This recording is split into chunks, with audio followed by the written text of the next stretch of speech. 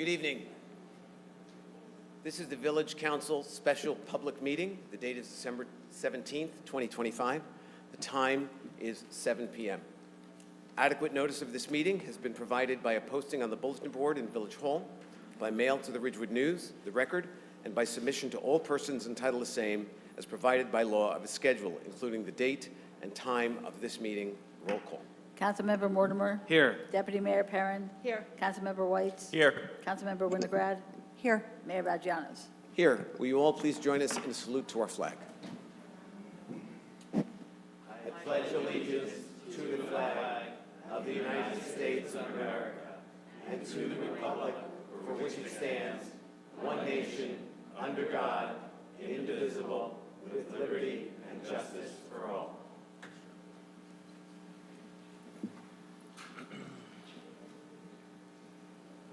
We're going to take things in the order that's on the agenda, which is a little out of our regular order. Obviously, we're all here regarding affordable housing and Kensington, and so there's some information that we want to get to you before we get to public comment, so that whatever your comments are, your questions can be as best informed and as up to date as they could possibly be. We're going to lead off with our attorney, Matt Rogers, who's going to give you the state of affairs of the current litigation with Kensington and Fair Share Housing, which is the public advocate arm for affordable housing. Matt? Okay. Good evening, everybody. I've been asked to explain the process and the legal implications of the actions the council is taking tonight as they relate to the projects included in the village's housing element and fair share plan. Throughout this, I'll refer to it as our affordable housing plan. As most are aware, the ordinances concern affordable housing development and Ridgewood's obligation to comply with the state law, the Mount Laurel mandate, as everybody calls it. And what does that mean? Well, there's well-established legislation and court decisions creating a constitutional mandate that every municipality in New Jersey must provide a realistic opportunity for development of affordable housing within its borders. Now, many towns feel the process is an arbitrary exercise of a municipality's zoning power. Some towns even filed challenges to this fourth round of affordable housing, which is known as the amended FHA, Amended Fair Housing Act. But I think if you've followed it, you've noticed that none of them have prevailed. Courts are well aware of the importance of the constitutional mandate for each town's obligation. In Ridgewood, we went through the third round and received compliance. This is now what's known as the fourth round. And municipalities are required to provide even more additional affordable housing than what we did in the third round. That's part of what the fourth round is.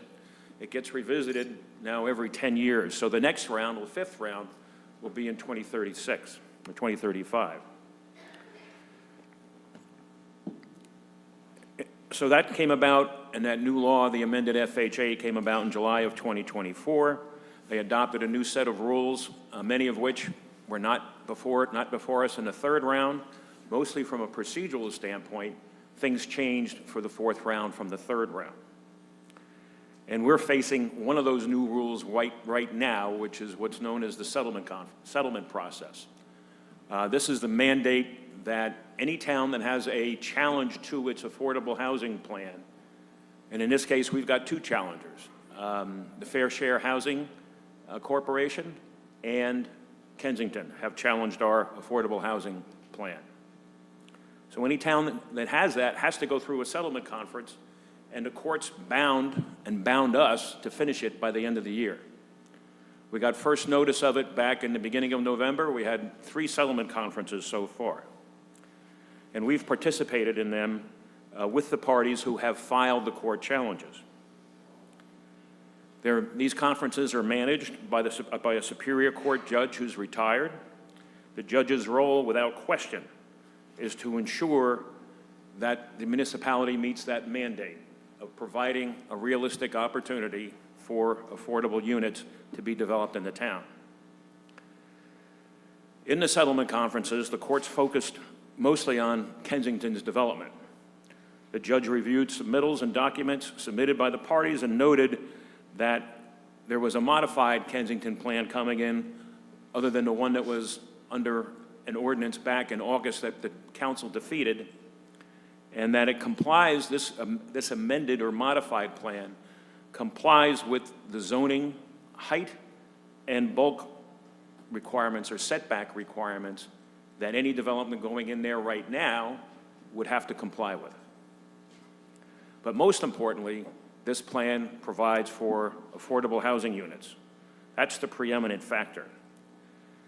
The judge made clear that if the village does not resolve this matter through settlement, an order would be entered in which Ridgewood would lose its immunity from builders' remedies lawsuits and be stripped of the presumption of the validity of its zoning ordinances. This would happen if we are unable to settle, and the settlement process is supposed to be over by the end of December. So this is going to happen, this is right around the corner, which could happen to the village. This is the incentive, the stripping or the immunity that's given to towns from builders' remedy lawsuits is the incentive that the courts and the legislature intended to force municipalities to comply with that affordable housing mandate. Many towns would rather not have to do it, although no one's objecting to affordable housing. People have objected to the development. And this incentive is what carries the day when the court looks at these matters to ensure compliance. The judge has overseen settlement conferences in this way before. They've seen this happen. They've seen towns with different reasons for not complying or for different reasons for not accepting a proposed development. This is nothing new to them. And it's not a unique concept for the court that the neighborhood is up against the development that's being proposed in their area. So we have been told by the judge that the removal of our immunity is their remedy, and that they'll use that to force compliance. When I requested that the neighborhood organization that's been organized now to fight this or go against this, when I made the request to the court that they be permitted to be involved in the settlement discussions, the court denied the request. The court's denial was based on its position that public opposition is not a legal standard upon which affordable housing can be denied or granted. And this was all made very clear. Now, if you're asking about a builder's remedy, what does that mean?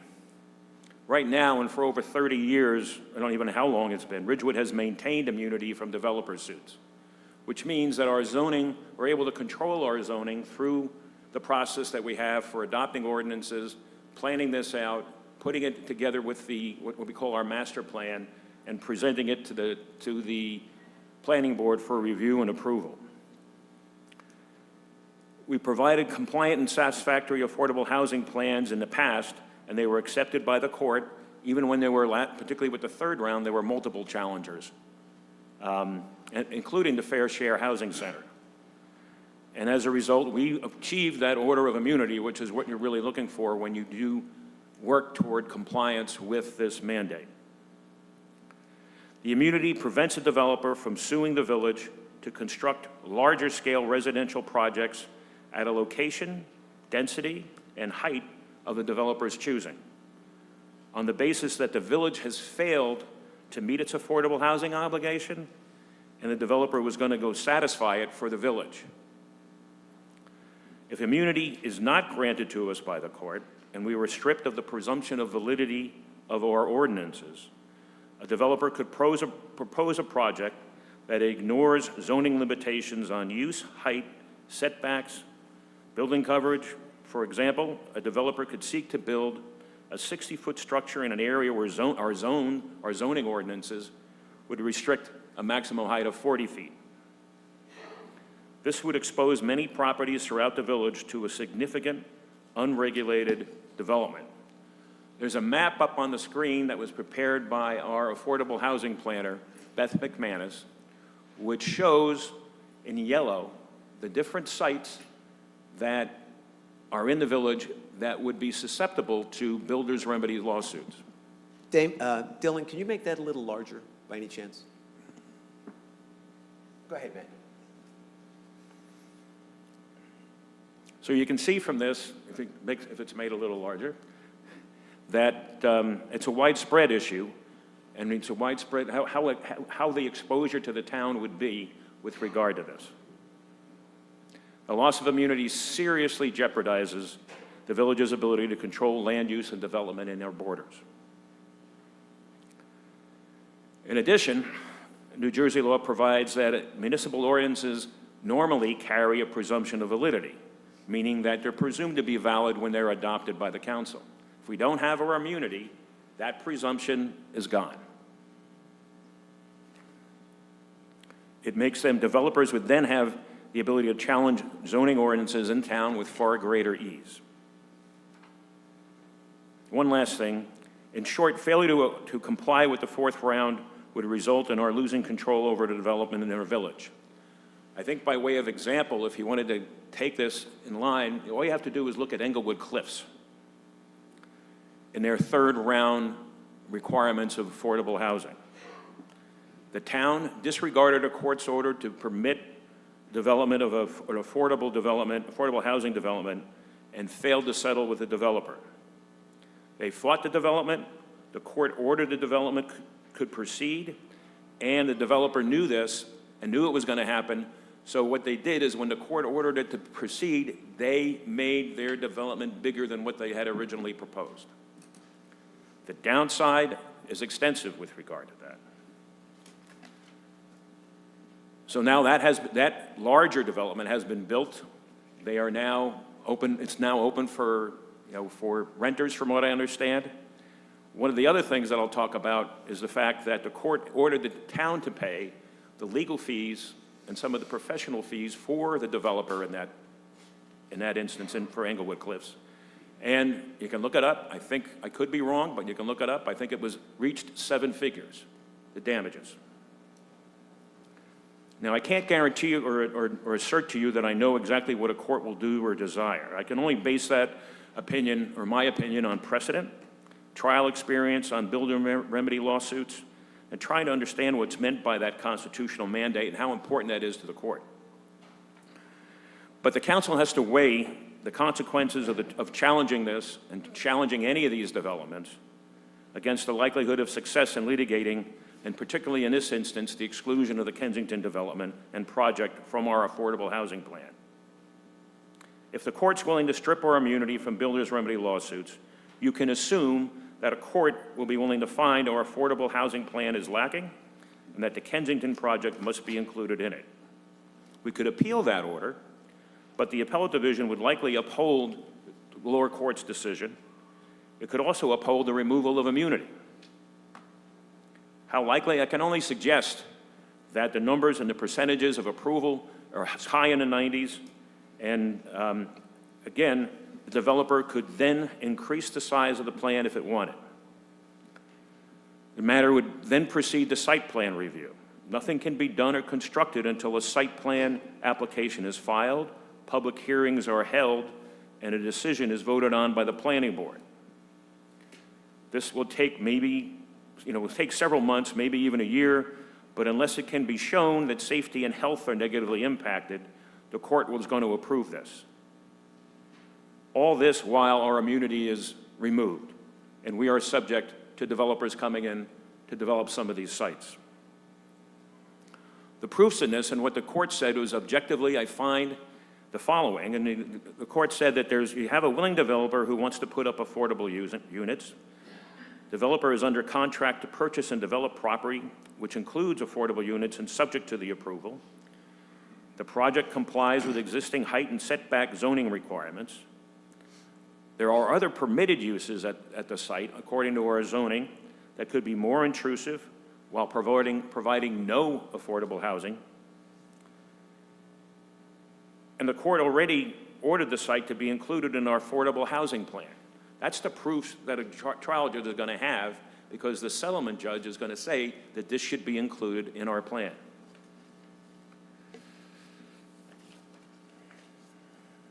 Courts in New Jersey consistently look for ways to allow affordable housing developments, regardless of their public opposition or municipal resistance.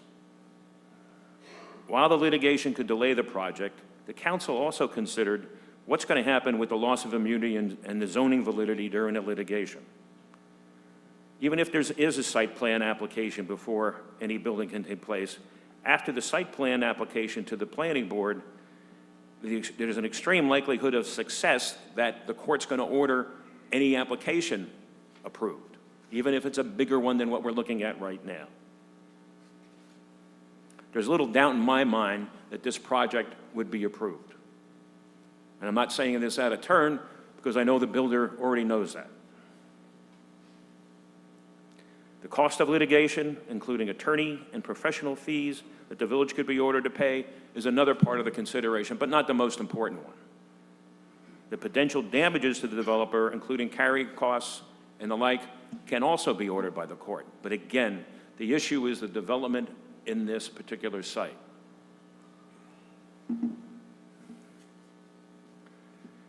The court made clear during the settlement discussions what would happen if Kensington is not resolved.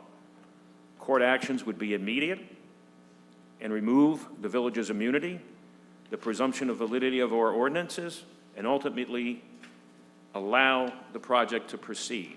Depending upon the size of what it's going to be proposed, it could get bigger. Tonight, we're here to introduce a number of ordinances that have to do with our affordable housing plan. The main one, I think, obviously, is Kensington, and the reasons why it's important is because of the ramifications to the town if we don't follow through and resolve this matter with Kensington. I've advised the council of this, and I believe that's why we're on it tonight, to introduce those ordinances. I hope this explanation helps clarify the reasons for the council's actions and the legal considerations underlying their decision. Thank you very much. Thank you, Matt. Good evening. While none of us really want to be here tonight, I'm glad you all are, because our goal has always been to get you all the information that we have on this process. We are not here to change anyone's mind about whether this is a good thing or a bad thing, this assisted living facility. Not going there. Don't want to. We know that you don't like it under any circumstances. And for the record, despite what some of you may believe, we're not crazy about it either. This is being thrust upon our community. But before we go to public comment this evening, we want you to all know the current situation that we are facing. And believe me when I tell you, it's a situation. It has been the village's position up to this point to deny all the ordinances that would allow Kensington to build their assisted living facility on North Maple between Marshall and Franklin. And we have said we will continue that because the neighborhood opposes this, unless a court orders us to make those changes. As I'm sure you all remember, and for those of you who were not here, I'm going to start at the beginning. And we tried to get some of this information out by meeting with a small committee of some of you that we hoped would disperse this information, but we're going to go through it again. At that meeting, this council voted unanimously to deny changes to that section of town prior to even hearing any public comment. We denied Kensington right from the start. At that time, we brought in our affordable housing consultant to discuss this matter that night.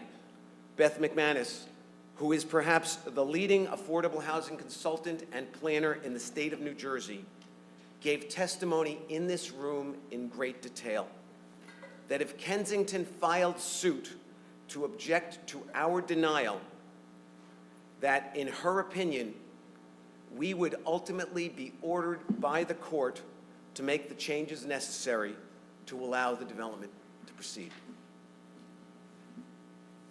Matt Rogers, our village council, who has extensive experience and as much as anybody in New Jersey in this area, agreed with her assessment and confirmed her opinion that, in his opinion, the court would ultimately order us to make these changes. Nonetheless, this council went against the advice of its attorney and its affordable housing expert and denied the ordinance anyway. We did that because despite what some in this room may believe, we support the neighborhood's opposition to this proposal. Because you oppose it, we oppose it.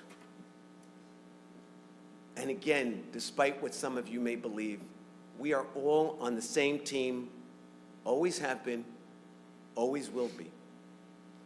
As expected, Kensington filed suit objecting to this council's actions. 2 weeks ago, I was asked to sit in on the court-ordered mediation conference. What I heard that day was so significant, I took notes and set in motion the series of meetings that we have had this week, culminating not tonight, but tomorrow. The highlights of what I heard, I will summarize for you. Please pay close attention because this is so important and this is what is at stake right now. Judge Pauline Sapp Peterson said that based upon her objective review of the facts, if the village does not make the ordinance changes requested, she said that she would recommend that we lose our zoning immunity to builders' remedies lawsuits. The loss of zoning immunity amounts to the equivalent of the death penalty in affordable housing litigation. If we lose our zoning immunity, it would mean that our zoning ordinance that are the fabric of the character of this community, that limit the height of a building, its density, the required setbacks, and allowable uses, could be challenged by developers and builders. This is what is known as a builder's remedy lawsuit. As I have told many of you, the day we denied the ordinance allowing Kensington to build its assisted living facility, this matter would be decided by the court. That day has come. Tomorrow afternoon, Judge Sapp Peterson, she put off last week's settlement conference because she saw the schedule we had laid out and said, you must make a decision by next week. We believe that she will recommend loss of immunity before the end of the year, if not immediately tomorrow. As Matt said, the loss of zoning immunity could result in the construction of a 60-foot structure where before only a 40-foot structure would be permitted. The map you see on these screens, please look at this map, shows some of the properties that could be vulnerable to development under these circumstances. It's throughout the town. It's everywhere. As you can see, development of just a fraction of these properties without the protection of our current zoning ordinances could change the character of our village forever. Once a 10-story building is built, it's not going anyplace. This is not an outcome that this community or any community can tolerate, which is why this remedy is in the affordable housing legislation. It is the hammer that forces all communities to comply, because the courts and the legislature understand that without this hammer, few, if any, communities would comply with affordable housing mandates. As Matt said, none of the actions taken by any community has borne fruit. Many, many, many towns have tried to fight this. As you have urged us to fight this, they all lose. And they all lose on appeal. They understand that communities don't want this. But there is a mandate in the legislature to get this done, and it is up to the judges to enforce it. Past history has shown that the loss of zoning immunity has favored the developer in 99% of all cases, and they are, as I said, they are always upheld on appeal. The potential loss of our zoning immunity changes the stakes for us. Our plan had been to continuously say no to Kensington, believing that the worst-case scenario would be that the court would simply order us to allow Kensington to build their facility. We had nothing to lose. Loss of our zoning immunity, however, could result in massive development throughout the village. That sign over there, will somebody hold it up so everybody can see it? Please, somebody? Massive development. If we say no, that's what's coming. You can believe it, not believe it, but that is the fact, that every one of those sites would be subject to that kind of development. It is likely that if we lose our zoning immunity, developers would be lined up trying to get into this community that has, for so many years, successfully kept overdevelopment at bay. You think every developer in the state or on the Eastern Seaboard doesn't want to build a 30-unit building in Ridgewood, New Jersey? Everybody wants to build here. It's our zoning ordinances that keep them from doing it. We lose that, we lose everything. Judge Sapp Peterson also specifically said that public opposition is not the legal standard for consideration in these cases and has, and I'm quoting, no bearing on any proposed development. This council is as upset about this situation as the rest of the community. We have all the same concerns that you do. Everything. Narrow streets, traffic, too much on too small a lot. We cannot, however, allow this community to lose its zoning immunity for even a moment. The consequences are too dire. I thank you all for listening. We will now go to public comment. Public comment is 3 minutes per person. At 1 minute, a bell will sound, and then when time is up, I will say time is up. And also, public comment lasts for 40 minutes, plus whatever is on public access. So we will go from now for 40 minutes. Please state your name and whether or not you are a Ridgewood resident. Russell Rothstein, Ridgewood. I'm sorry, if you could speak into the mic a little Russell better. Rothstein, Ridgewood resident. Thank you.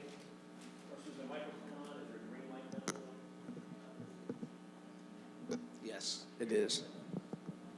So I won't take the full 3 minutes. While you're 100% correct that we probably don't have any choices, many of the things that you just stated are totally inaccurate.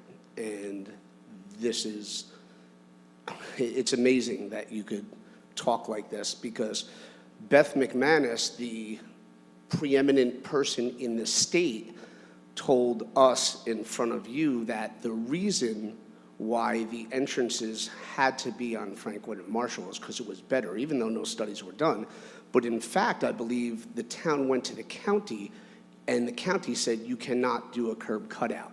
So just a lot of inaccuracies that the people that you represent continue to happen. Just like the inaccuracy where you just said that you were all against it, yet the young lady on your left in this room said, this is great for the community. So you all weren't against it, okay? So we know what's coming, and we know this is what has to happen, but your inaccuracies are noted. And one other question, with all due respect, what is your involvement with legal housing? Have you ever had a case like this before, ever in all of your law years? Or? And Russell, Yeah. the way we do this is we will write down questions. We wait till everyone is done, and then we respond. And Okay? I can answer them quick, yes. Thank you. Thank you very much, Russell. Good evening, Natalia Protasevich, 370 Godwin. on the west side. So obviously, we here gathered, and some of the facts, this is the first time we're hearing, because we, as in the summer, been kept in the dark, the community was. So my question is, why does it all feel so rushed? You just answered this, and we keep hearing the same thing, act now or face builder's remedy, but what that framing skips over a nuance and pushes the village towards making major zoning decisions under pressure. And because residents haven't been clearly told until now this urgency exists, we're left in the dark and reading between the lines. But just briefly, because it matters, the housing element is how Ridgewood shows to the court in a clear and transparent way that it is making good faith effort to meet its affordable housing obligations, right? When it's current, it's viewed as a court as guided, and it guides zoning. But zoning isn't supposed to chase projects, right? And in this case, then my question is, if the housing element is so important in this to show court the good faith effort, what concrete steps has Village Council taken to bring Ridgewood's housing element up to date and in compliance with the village's master plan, right? I don't think I haven't seen or heard anything about updates or attempts to bring it into up to date, and this council has been in office for almost a year. That's one. Then another one, this brings me specifically to S1 overlay that is being discussed. If this overlay is truly about compliance, there are reasonable concrete ways to structure it without locking in maximum density. For example, the village could impose a strict floor area or building size cap tied to surrounding residential scales. It could require step backs above the 2 stories to reduce massing, or it could include revision clause. But if the village council wants to say, well, it's not going to be approved by court. Respectfully, courts don't require municipalities to approve the maximum density possible. They require evidence of good faith planning, proportional zoning, and realistic path to compliance. Tools like this, I mentioned, they used by towns to demonstrate exactly that. And if the court truly wouldn't accept any of these tools, then village should be able to explain on the record why they weren't even attempted. That is what good faith planning looks like. Thank you. Thank you.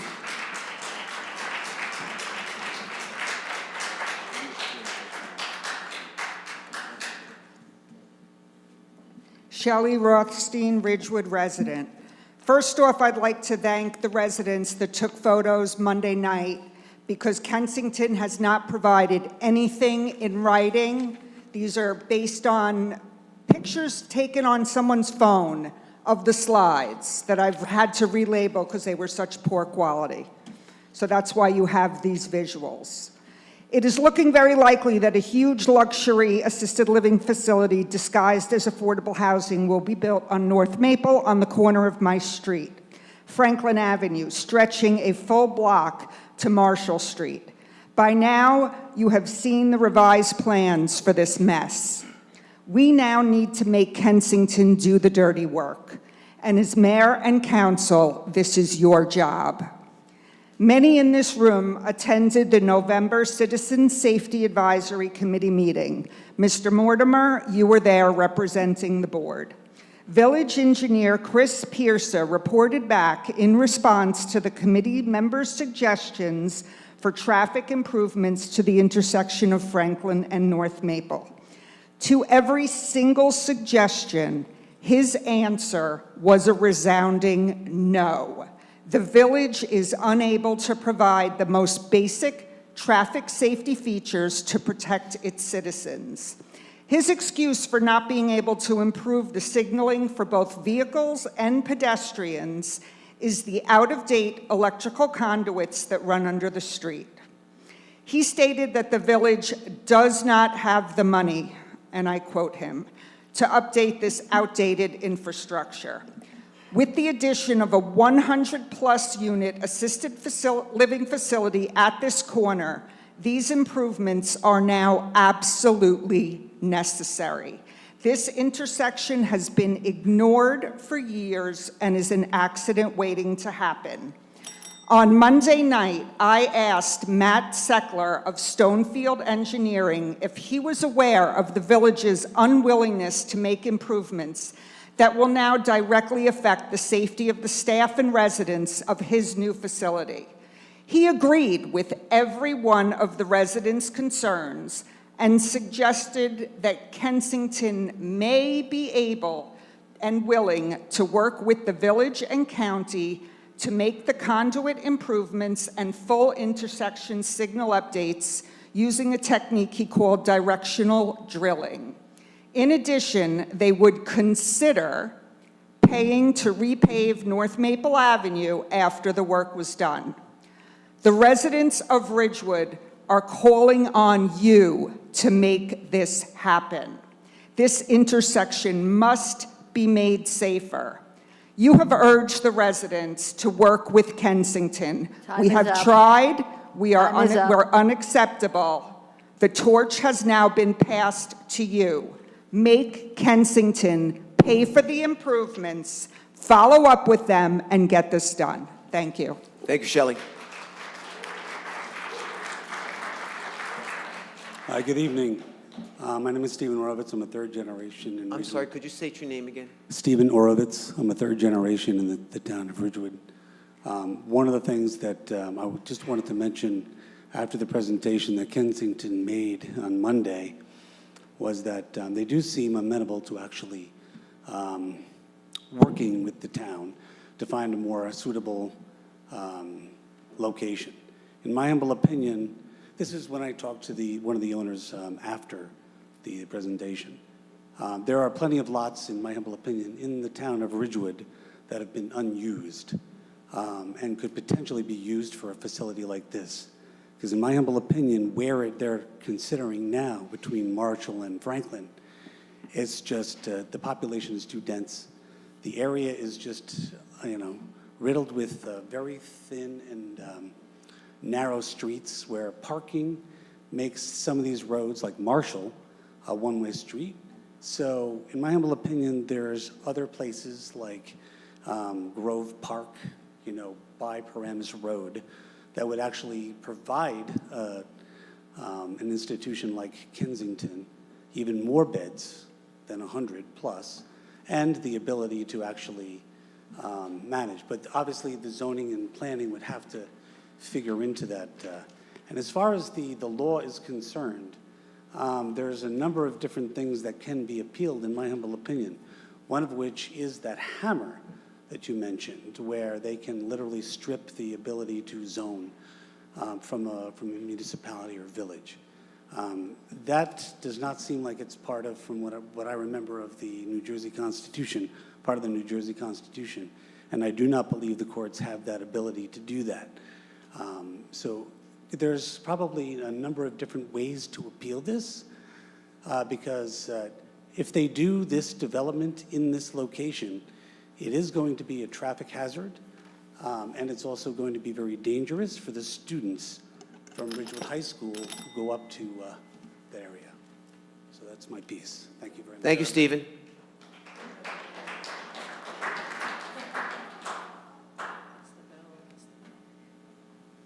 Evening, Denise Lima, Ridgewood resident. Matt, thank you for the overview and the seriousness of what's kind of going on. You didn't mention how many additional affordable housing units we need to comply with. Is it 10 more, 100 more, 50 more? Because when you look at this map, it can get kind of scary about the numbers. And I think the broad spectrum of this map is why all of the Ridgewood residents are concerned about the transparency and frequent communications. I don't know when Beth did this, but the small group of people in the neighborhood of Kensington that you're getting together, this is much broader. It's 100 units, it's all of Ridgewood, all of the yellow. So I think there's a genuine concern of trust and transparency and frequent communications from the village council to the residents. Because now here we are in the 9th inning. So is Kensington the only one that's suing us? Because in the book, there's additional resolutions for additional affordable housing changes. And shouldn't we just be focused on this? I feel like there's some scope creep Are there other developers wanting to develop? Do we know what that number is? And that's why there's so many additional zoning changes? Because again, I just feel like it's scope creep. Can't we just check off the Kensington thing and not worry about everything else that's in this book? So I don't understand that. I did attend the Kensington presentation, and they were like, hey, you know, we're doing everything new, and we're conforming to zoning, and it's 50 feet, and we're going to do curved, you know, sidewalks, and fa la la la la, and the setback, and then all of a sudden, halfway through, they were like, well, we're not really committing to that yet. This is just kind of a proposal. And so we were like, what? They're like, well, we're just trying to test the water and see kind of what you guys are thinking.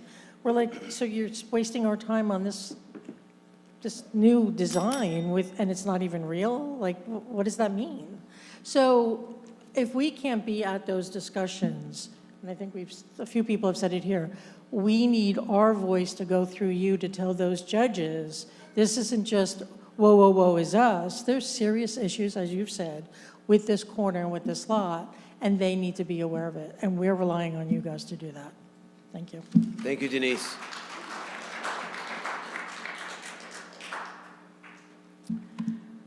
Hi, I'm Kaylin Tomaszewski, Ridgewood resident. I'm sure you recognize me.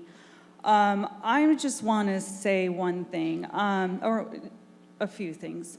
Where do you think that we can trust you, Mayor, and the rest of you, when you say that you have our back, but you've been behind this you've been working together for a couple years. Well, they've been working here, trying to get in here for a couple years, but we're not idiots. We read your fourth round housing proposal. I've said it multiple times. You wrote them into the proposal that you sent to the court. Everyone can read that.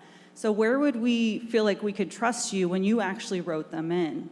Where could we feel that you are actually fighting for us when you wrote them in? How can we say that we're on the same team when we have an email between you and Kensington saying, oh, we'll just push this through over the summer, which is why we all showed up, because our nice little Oprah request showed us that. How can you say that you're on the same team as us when I just found out a month ago, Mayor, that you just walked our street? You just walked Marshall and Franklin like a month ago, and you admitted that you had never walked that street. So that's crazy to me that you are representing this town and you haven't even walked the street that you are selling to the devil. We want to say this is affordable housing. Why would we trust that you're actually fighting for us? You're up here fear-mongering everybody when we know that you could fight on our behalf and say to the courts that this isn't about affordable housing. This is about some play that you have come up for your next political gain, and it is 4 units. When I know someone that actually lives in this town in affordable housing, in an apartment too small for them, and they would love something that they could fit into for their family. We Kaylin? say, oh, Beth Kaylin? McManus is so great. Oh, I'm so sorry. I'm so sorry. Go ahead. Continue. I want those 5 seconds back. We say Beth McManus is so great. She's the best in the state. She's in the best of the state because she's pushing affordable housing. She's not representing the towns, making sure that we're not destroying villages. And I would love to see an overlay on this beautiful map that you guys put together that shows what was actually proposed in the 4th round of affordable housing and what the state has come back and said, this is your map. Because I don't know who put this together, but I would love to see an overlay of what the state actually said that we have to do versus your beautiful little coloring. And I would love to know where you all live and if you would be upset if someone was shoving Time is this up. monstrous building at the end of your street. Thank you. Thank you, Kaylin.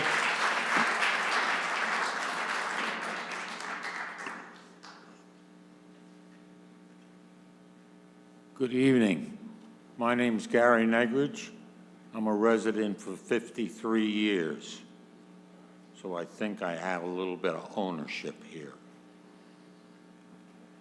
I got a couple of questions. You got a guy who wants to develop a building, 100 units. He's going to give us a lousy 10%, which is the legal minimum. There are towns around here that got 20% out of their deals.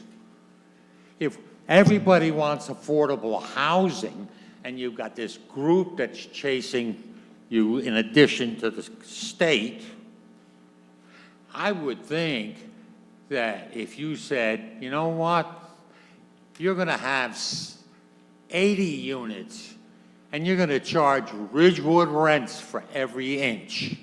So you know what? I want a 12-foot sidewalk on Maple Ave because I'm going to have 100 units coming out. I didn't see any 10-foot or 12-foot sidewalk on that scheme. I counted the parking spaces that they gave us in their gorgeous cartoon. Boy, 26 spaces. What are we going to do? Bring in a bunch of people in wheelchairs? No, that's not what's going to happen. Negotiate. They want in. They want Ridgewood's money. Yes, we have to give them the affordable housing, but get something back. A developer comes in and wants to build anything. The city doesn't give him the utilities. Go make your deal with public service. You want more water because you got 100 units? You got bathtub showers, washing machines? Guess what? The water main won't take it. Pay the water department, make a deal. We don't owe you the ability to feed your building. Those are public utilities. Negotiate with the public utility. I wish somebody here would go into New York City, where I worked for 50 years, and see how they cut a deal when a developer wants something, even if it's legally required. Thank you for listening. Thank you, Gary.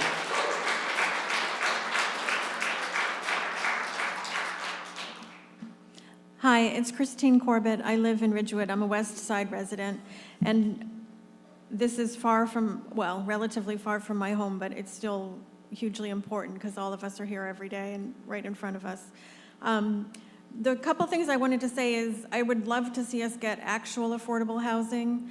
I have no objection to affordable housing, but I think the number of units in the rest, 100 luxury units and 12 beds for Medicare patients is really ridiculous. So I don't think we can do much at this point about Kensington. We should negotiate where we can, but also there's other requirements for affordable housing, and we should be doing something proactively as much as we can to meet them, to find actual affordable units where it's not such a little meager pittance. The other thing is, I think it's unreasonable to have all that traffic going through the neighborhood. At least some access should be able to be made from Maple. At least it's a main road, and you're going to have trucks. I think there should be consideration, and it should be somehow legally enforceable for the timing of the shifts, the deliveries, the garbage, and then it should take into account the livability for the neighbors, the safety of the neighbors, and including the school timing and all the students that are traveling that way, because it's really scary to me how it's going to affect safety and also quality of life for the people that are living there. I think improvements should be made to the intersection to the extent possible, because it's just going to be, it's going to be a nuisance for those of us that live on the west side and have to go that way. It's going to be a real quality of life issue and a safety issue for students going that way and for the neighbors. And I guess lastly, I think that there's the other zoning changes. I know there's a lot of finger pointing, and I really don't know the back and forth about who talked to who about what when. But it would be really nice if anybody with financial interest can disclose that and recuse themselves, not just for this, but for all the kind of zoning changes that are down the road. And that's all I wanted to say. Thank you, Christine.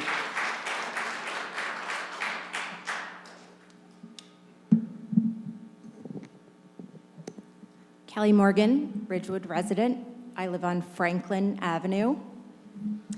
So Mayor and members of the council, I'm speaking this evening out of the serious concern regarding the process, the precedent, and the direct and lasting impacts that the Kensington proposal will have on the surrounding residential neighborhood where I happen to live, including permanently diminished property values.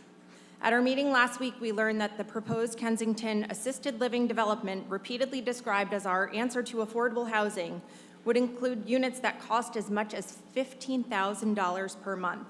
That price point does not align with any commonly accepted definition of affordability, and it raises fundamental questions about how this project is being characterized to justify its scale and location. We learned that the village has also been in discussions with Kensington for 18 to 24 months, and that village leadership encouraged the developer to pursue expansion to the third property at the corner of Maple and Franklin. This expansion significantly increases the project's mass, intensity, and impacts. Assisted living is not a permitted use in the B2 zone, and yet residents are now being told that zoning changes will be necessary to accommodate this development. That sets a troubling precedent, one where zoning becomes flexible when it benefits out-of-town developers rather than serving as a safeguard to these established neighborhoods. I want to directly address the repeated references to the threat of builder's remedy, which have been used to justify limited communication with residents. Builder's remedy does not require secrecy, nor does it prohibit the discussion of and proactive engagement with affected neighborhoods. It does not mandate acceptance of any project at scale, nor does it eliminate the municipality's obligation to consider traffic noise, light, quality of life impacts. Invoking this litigation risk should not be used as a shield to avoid transparency and meaningful dialogue. Transparency has been a theme that has come up over and over again, so I hope you're hearing this. In fact, residents were not brought into this process until very recently. Despite repeated requests for information, I sent personal emails to every member of the council, as well as Keith, asking for updates, and we were kept in the dark saying, we can't talk about this because of the litigation. So we had no answers, and now we're in the 11th hour, we're backed into a corner, and you're gonna be rushed to make a decision on something that impacts our quality of life. We learned the building footprint was shifted to allow additional 10 feet at a county request, so that pushes the structure back further closer to our homes. These terraces that they showed on the diagram are now gonna overlook my backyard. These residents at the assisted living will be able to watch my children play basketball. Isn't that lovely? So traffic impacts were not addressed at all. Mayor, you actually said last week that you avoid Franklin and Marshall when you come to and from Village Hall because of the traffic that's there already, and we don't even have a building there yet. So this is just crazy. Time is up. We are going to be impacted by this 24 hours a day, 7 days a week. It's unacceptable. You need to do something about it. Thank you, Kelly.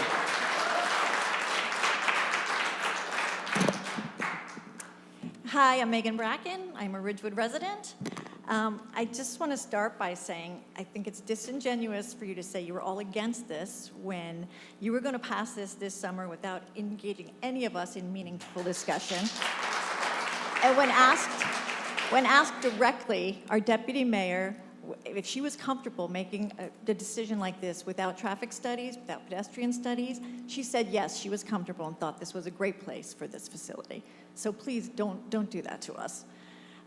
You just characterized broadly resident opposition and said that's not a basis for legal standing, which I understand. Yet you didn't share at all what you all shared with the courts in terms of the difficulty of the traffic in this instance, the proximity to the high school, and the proximity to the floodplain. So I would like to ask you to clarify that for us. And I would like to also know, you're talking about how difficult this has been on all of you and how you're protecting the village, but nobody, and with respect, Mr. Mayor, you didn't say anything about your commitments to us and how you plan to protect the residents of this neighborhood moving forward. The community expects and deserves robust public discussion, and that has not taken place. There's been a lack of transparency. Look, and Kensington's primary motivation for this project is profit, not the long-term health and safety of our village. And as council members, your duty is to represent the interests of the residents, not the developers. We're the ones that elected you. And while it's clear that you're going to approve the zoning overlay, I implore you not to let that be the end of your responsibilities. You must make every possible effort to safeguard the quality of life in our village, to ensure the safety of our pedestrians, especially our children, to rigorously protect the adjacent floodplain, and please do not defer these critical tasks to the developer, whose priorities clearly do not align with those of the community. Their empty promises the other night of, we'll consider that, or we'll look at that, or we'll commit to looking at that, are troubling at best and insincere at worst. Ultimately, I want to voice my deep disappointment in the way this process has unfolded. If these conversations have been going on for 2 years, the lack of transparency is really disappointing. Engagement, this has undermined the trust that residents have placed in you, and we deserve better, and I hope you recognize the gravity of your duty moving forward. Thank you. Thank you, Megan.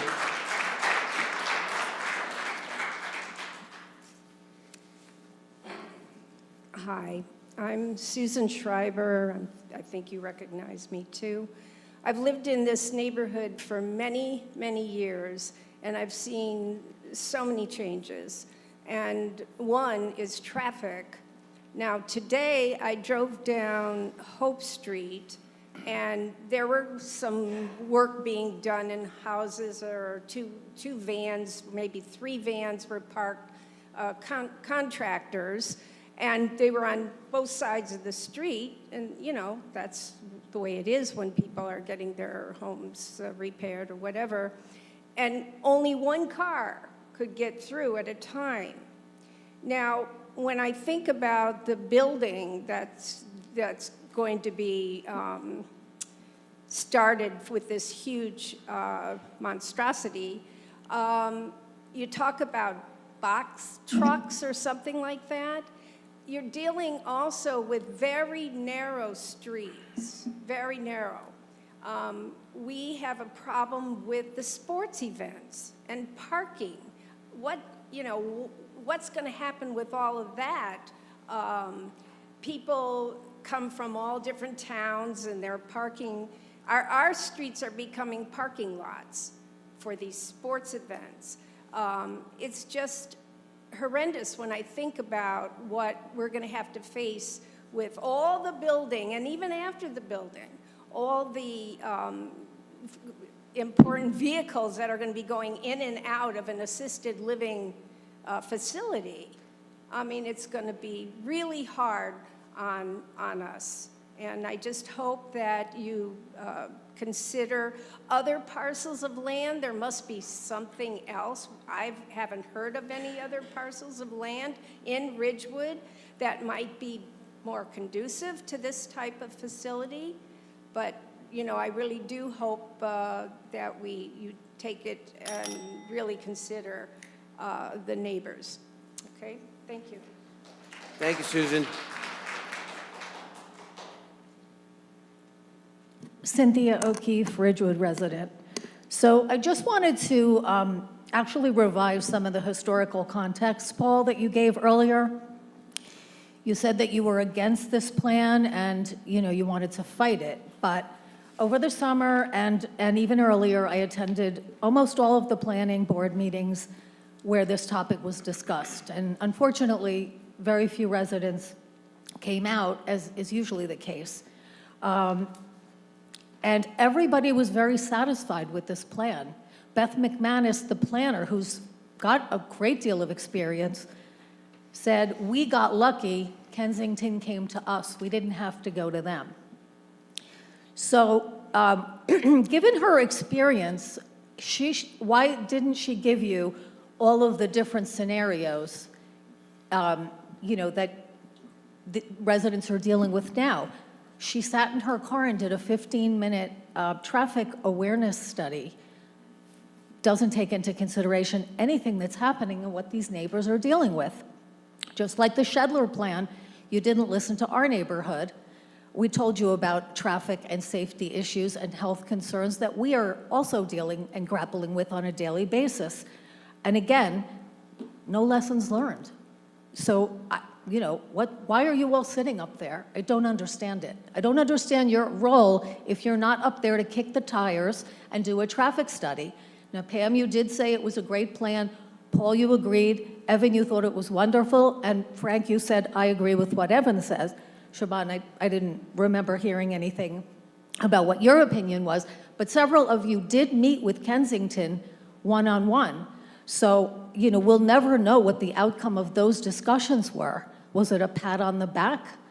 And this is going to be great and a wonderful boon for Ridgewood, while not taking into consideration the children that walk from the high school to get their lunch, the traffic that currently everyone is dealing with in this area. It is so unconscionable to me that you could make this decision and have this sail through and do it during the summer when most people are away and think this is a great idea without kicking the tires. And you know, you need to start doing your due diligence. You're not doing that. You're underperforming. I didn't vote for any of you, and at least I feel good about that. Thank you. Thank you, Cynthia. Hi, how are you? Sheila Costello, Ridgewood resident. I actually had no intention of speaking tonight until I saw this map, and it's alarming to me. So I think that I would request, or somehow get this out online, or a picture of this map and a description of the affordable housing requirements. Like, I really want to know, do we have 90% more to do, or, because this really concerns me, because just driving around in Ridgewood, we just had 4 apartment buildings put up over the last, I don't know, it's always less than we think, 6 years or whatever it was, and the traffic's a lot worse, and then you drive down the block, and you know, that 40 townhouse, that unit's coming in, all these people are coming into Ridgewood, that's all. So I just have a request, please let us know what the requirement for this town is for affordable housing, because that map is frightening to me. And if you could put that map out to the town, because I think everyone would be alarmed. Thank you very much. Thank you, Sheila. Good evening, Ann Loving, Ridgewood resident. On this map, it brings to mind something one of the previous residents said, a term called fear-mongering. There's 4 lots on South Irving Street, where I live, which is a street of private homes.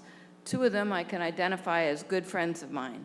Somebody needs to explain this, like how you have all these private properties.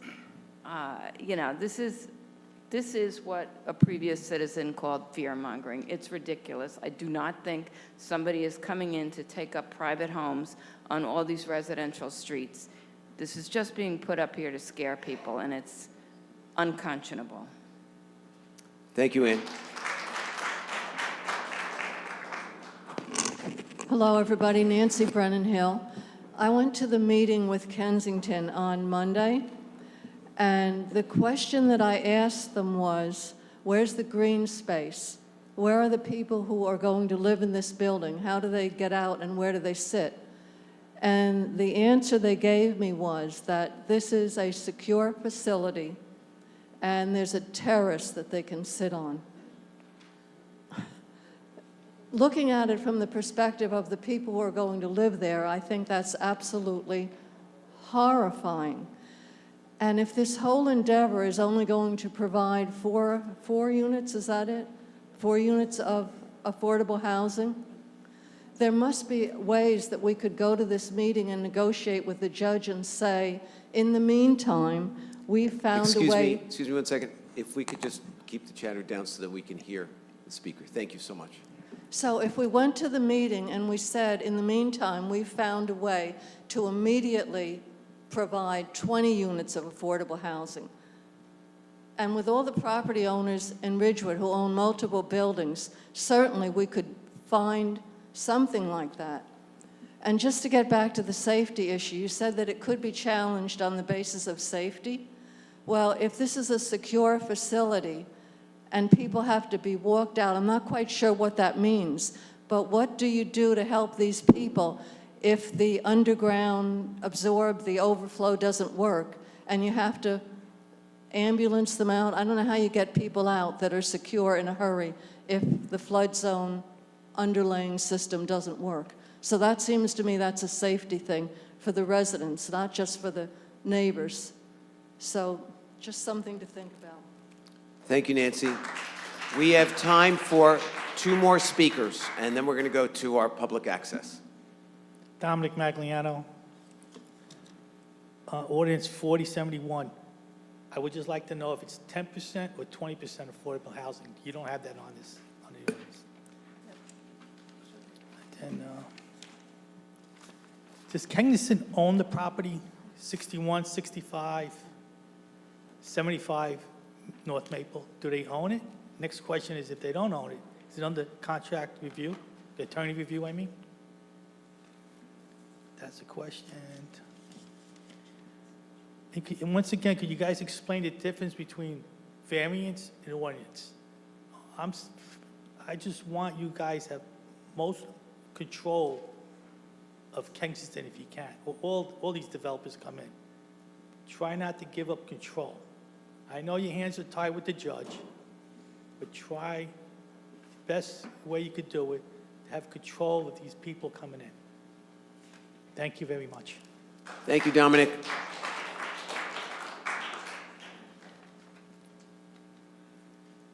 John Fry, North Irving Street. So good evening, Mayor, Village Council, Matt. We, the residents, have all had a horrible journey. I guess you have too, since July, but I believe your journey started about 2 years ago in this process. We have all invested in the entire community. We have our homes, we pay our taxes, we go by the variances and the guidelines on anything that we're doing. It seems that in return, we should expect the village to support those guidelines for us, as well as for anybody else that's coming into the town. Ridgewood's typically a very generous town. You saw that when we reached out for the food just recently, but people are constantly reaching out, helping other people with housing, food, and so on. We support all different types of homes, helping people. So it's what a sham that becomes that how the community, we're wasting all this money on Kensington and litigation and so on, and the efforts that we've all put in. I mean, there are hundreds of man-hours that have been invested in this over the period of time, when we should be figuring better ways to invest that energy and money in our town. There's the fair housing, share senior living facilities, an organization in town. I believe they have 2 houses right now. That would have been a great opportunity when you realize that Gil Senon and his other people wanted to sell those properties or move them on, to have said, let's build some more houses there that would take care of our fair share housing requirements, instead of flipping it and letting another developer come in. I realize, you say that we can never lead the development, but maybe we can plant the seeds for that to make that happen. It's very disappointing that Kensington, a developer from outside of our community, has weaponized the fair share housing. They're doing it all over the world, all over the country, but to force change on our town. But with the private meetings that have occurred between all of you in Kensington over the nearly 2 years, we start to wonder, is this really your plan, or has it engaged? How did you engage with Kensington? The Beth McManus and so on, it just becomes a very disappointing, and we become skeptical of what's happened. I think other people have mentioned that concern. Tonight's agenda indicates several other proposals for additional properties in the village for higher density housing. Well, that must say that concerns us all, because what's the game plan here in town? Because indeed, when we go to that next round that Matt was talking about, what's going to happen in 10 years? Are we just going to be back in this same spot? That's a horrible thing, or are we just going to then be called the city of Ridgewood? High-density housing and large streets-facing structures, they change the character of the community. And ours would be absolutely no exception. I guess I have to leave. Once again, cut off. Thank you, John.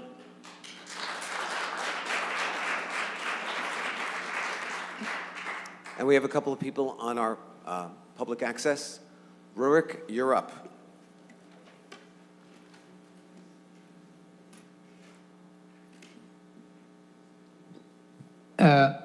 Rurik Alabi, a longtime resident of Ridgewood for 56 years. On behalf of Cynthia and myself, we wholeheartedly support the Kensington plan to build an assisted living facility at Franklin and Maple. Ridgewood needs it, and the location is a good one. I appreciate the fears of some residents, as few people enjoy change, but we must change to adapt. Nothing is permanent. And to those who talk about preserving Ridgewood's charm, we must renew to preserve. Very frankly, the discussion I've been hearing, the comments I've been hearing, remind me of the huge debate against the apartments when that took place about 6 years ago, and none of the fears came to be. One item that comes up are the traffic lights at North Maple and Franklin Avenues. To those who are aware of my activities regarding a better Ridgewood, know that for a good 10 years, I have tried to get the village to redo the lights at the intersection. They are by far the worst for cars and pedestrians in Ridgewood. Excuse me. Yes, you can have Kensington and a safer crossing. I suggest that as condition for approving the plan, Kensington will pay for the hiring of a renowned traffic engineering firm that would do a master plan for all of the 5 traffic lights in the CBD, the 3 on Maple at Linwood, Franklin, and Ridgewood Avenues, and the 2 others on Franklin at Oak and Broad Street. The plan would coordinate the workings of all 5 sets of lights and would replace them with smart or intelligent lights as they do in Europe. Lights that would adjust not on a timer basis, but on the real-time measurement of vehicular and pedestrian traffic. Thus, if the predominant traffic is northbound on Maple, the traffic is given priority to eastbound traffic on Franklin. And more importantly, if pedestrian traffic trying to cross Maple at Franklin build up, the pedestrians are given the right of way. The cost of the study will be borne by Kensington, as will a major portion of the cost of replacing the lights. So the lights are owned jointly with the county, and it will pay its fair share. One problem I have with Ridgewood is that we get too comfortable with what we have and are unwilling to push ourselves. With the new lights, we can lead the county, if not the state, with improving safety for vehicles and, more importantly, pedestrians. And that is more so for the intersection at Franklin and Maple as it is for anywhere else.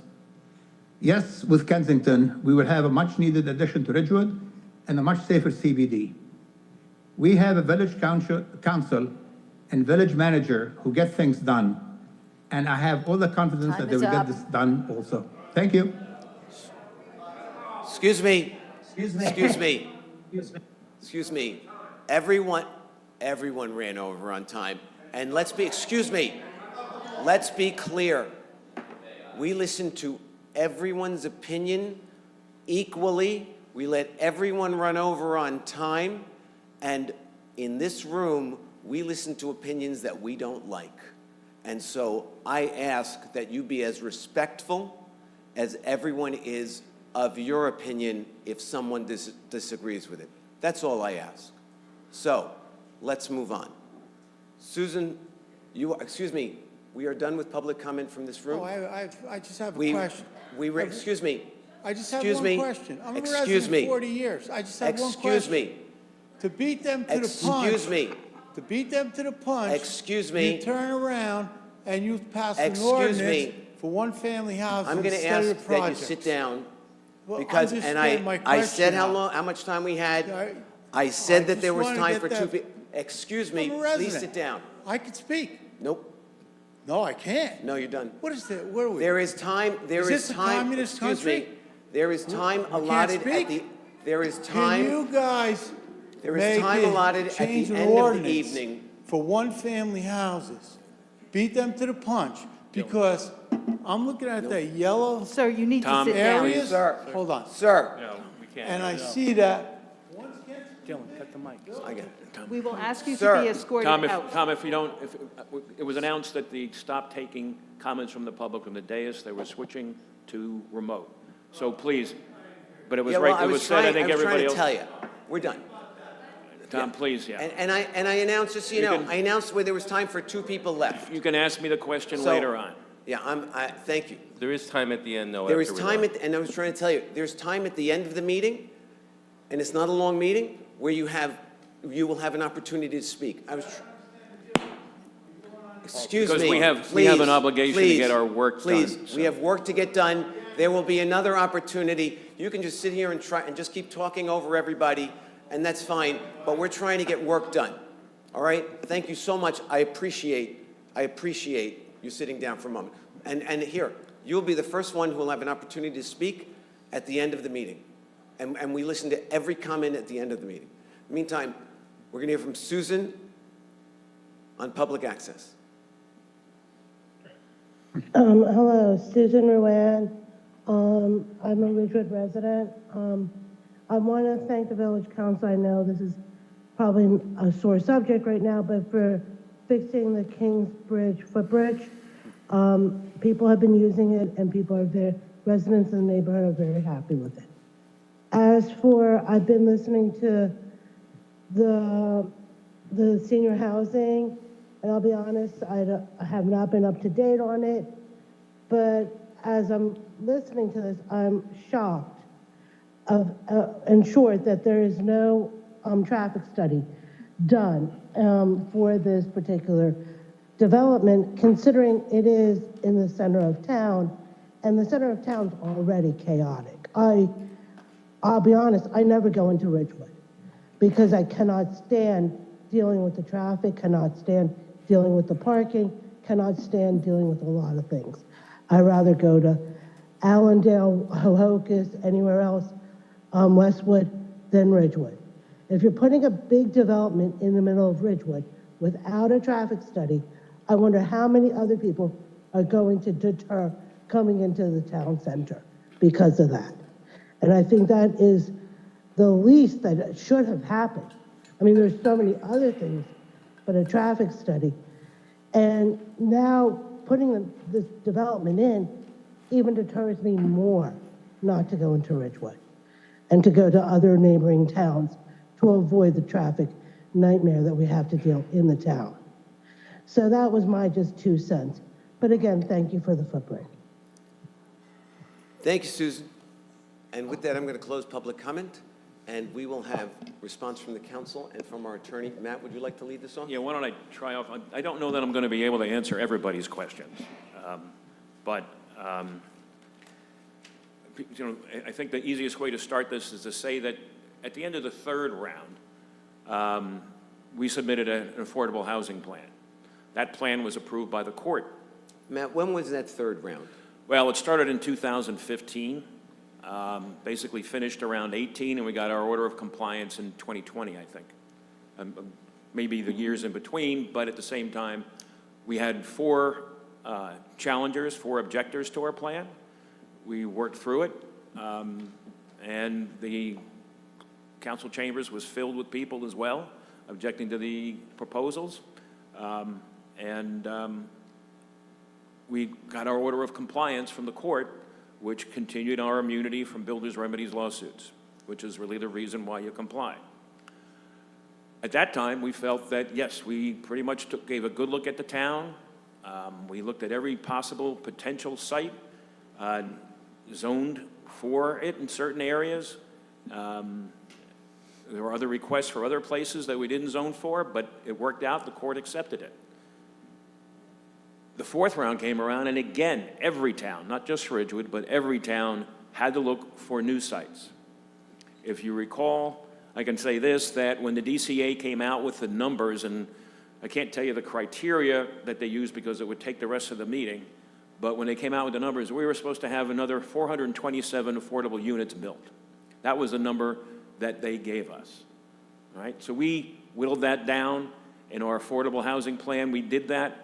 However, what happens is that with affordable housing, you are required to speak with a potential developer. So if someone has an idea about developing a particular piece of property for affordable housing, there's a requirement that you do that to maintain good faith. If you don't talk to them, it's bad faith. It's basically, the court becomes aware of it, there's a challenge to it, and the court's told that you never talked to them, they didn't want to discuss it with them, and that's it.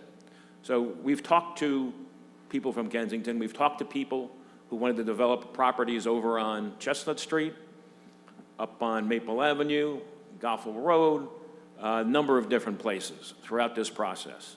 So it's not just one that came in and talked. There were conversations with our planner, with a number of these different places who reported back to us. And so that's kind of the way it is. So there's no exact number. What happens is that the court looks at what your plan is and decides, okay, you're going to provide this, so that's where you are, that's what you're putting together. There's no other objectors. It doesn't look like anybody else wants to put in affordable housing in your town. You've taken care of the objectors, so you get compliance, and that's the way it works. They don't say, you've got to meet this, go find it. You don't get to choose which properties other than the way you zone in the future, because if you see what we're doing tonight, we're overlay zoning on a couple of property, in the B1 and B2, on some properties up on South Broad, on a property over in Goffel. We're trying to provide that opportunity. The court looks at, and again, I said this earlier, the realistic opportunity for developing affordable housing.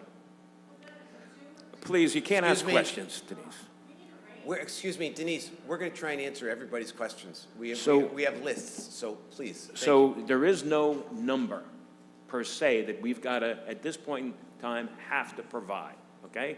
There's no, it says that unless the village meets 25 units, you're not going to get compliance. It's a matter of who wants to develop an area, what the potential for that site is for it. The court looks at those factors to determine whether or not this site is going to be suitable for it.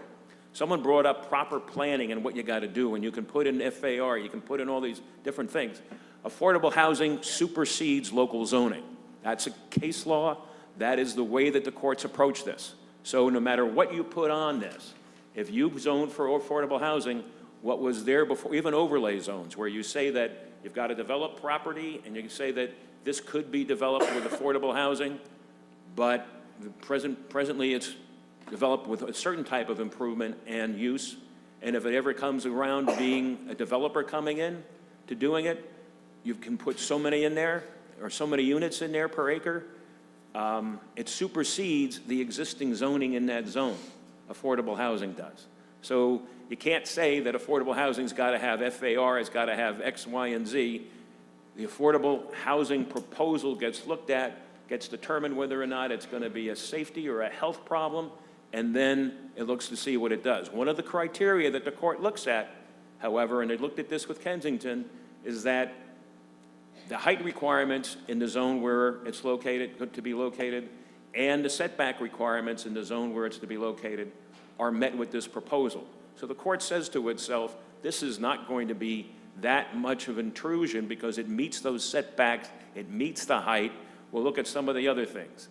There is just so everybody knows, there's a traffic study being done, okay? So whoever says and keeps saying there's no traffic study, it's not accurate. Let me see what else I can answer here. Someone asked about Kensington. They are a contract purchaser, which means that if they get approvals, then they go through with the deal, all right? So that's what it means to be a contract purchaser.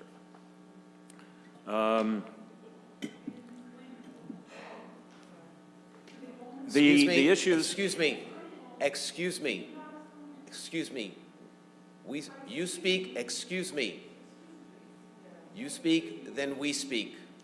That's how these meetings run. Excuse me. Excuse me. We have, just so everybody knows, we have a public comment section at the end of the meeting. If you have other questions, you can try and ask them then. All right? So don't interrupt, please. If we don't answer them adequately, please ask them. We didn't interrupt the speakers. Please tell us that we didn't answer them adequately at the end of the meeting. This is how these meetings run, and we cannot address the issues that we have to address when people are shouting from the audience. It just doesn't work. Excuse me, please. I'm asking you. I'm asking you. Yeah, I think in light of all that you've done, you could be a little more gracious when she's asking for clarity. I am excuse me, sir.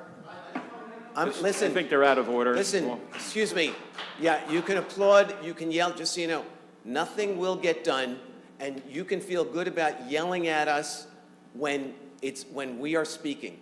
We don't yell at you. We wait. until you're done. When people say things that are inaccurate from the mic, we don't interrupt you, we don't stop you. We ask for the same courtesy. That's what. So you can ask me at the next go-round of public comment. Excuse me. Well, I can't help We're it if you're not happy with my gonna try answer. and move on. So, Matt, please continue. Okay. People asked about the decisions with regard to access. Just so everybody knows, the county owns Maple Avenue, all right, north-south. The county decides what happens with development on those streets. The village, and this is kind of an anomaly, owns the light at Franklin and Maple. So we can control the light, but we don't control access to properties and sites that are in that area. So the decision about ingress and egress gets made by the county, right? There was some issues or something about a committee meeting where a representative of the village says we don't have money to pay for underground electrical improvements and things like that. All I can say is that I was made aware of that last week after the meeting. That person doesn't have the decision-making power and quality to decide what to do. However, with site plan applications, there are such things called, you can look it up, called off-site improvements by developers. And if there's improvements needed for the light, then that may be one of the things that a planning board asks a developer to do. And that may be one of those things, that particular aspect of it, if that's the cause of the problem of why the light can't be adjusted, that can be dealt with. We don't get to choose where the applicant does the development. Somebody was saying that something was unconstitutional that we were doing. And I forget what the comment was, but the thing is that it's overridden by the constitutional mandate to provide for the realistic opportunity of affordable housing in the town. That's a constitutional mandate held by the courts. If there's some other issue that flies in the face of it, I can tell you this, is that affordable housing supersedes it more than likely. I do not know of any aspect of development that isn't superseded by affordable housing except for health safety. Those are the things.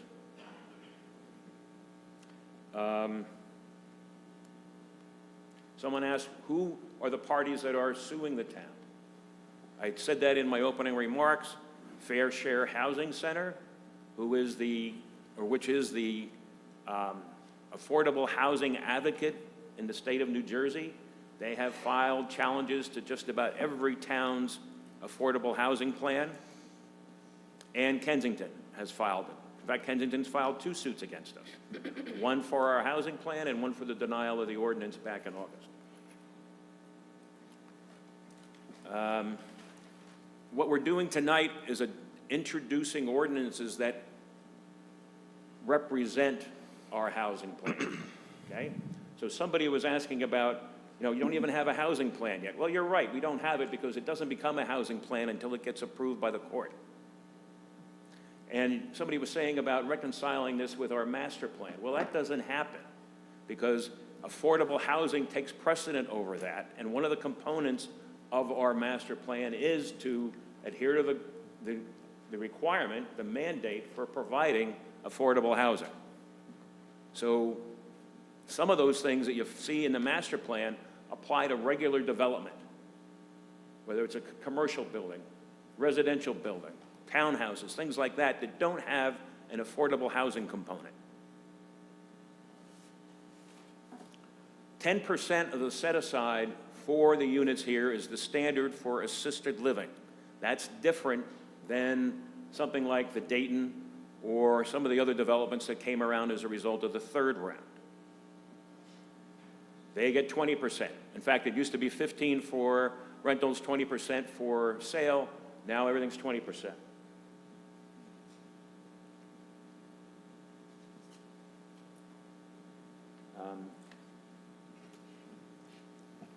Somebody's tried to say that there was only 20 spaces on site. There's not. I think I could be wrong, but I think there's 87 on-site parking spaces provided by this development.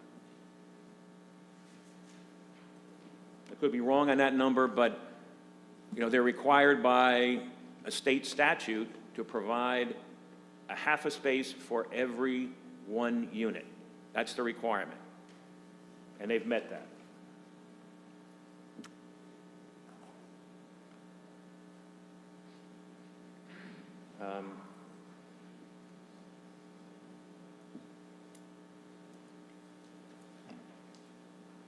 I know there may have been other questions.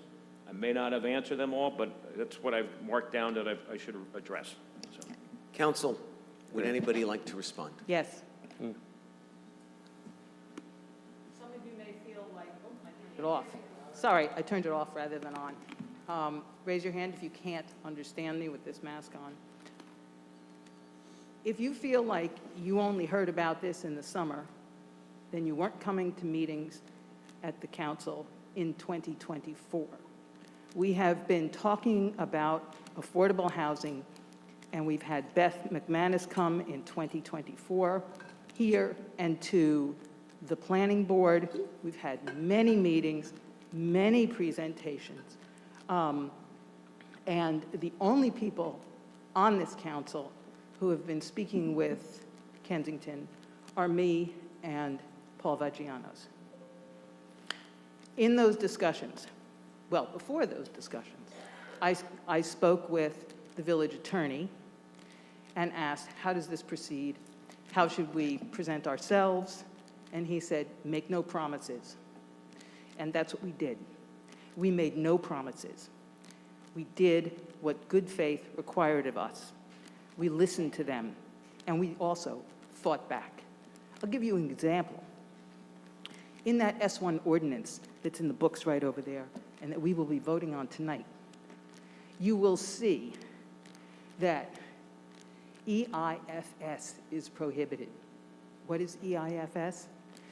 It is a type of low-grade stucco. In our discussions, I said to Kensington, I don't want this kind of stucco on the exterior of the building.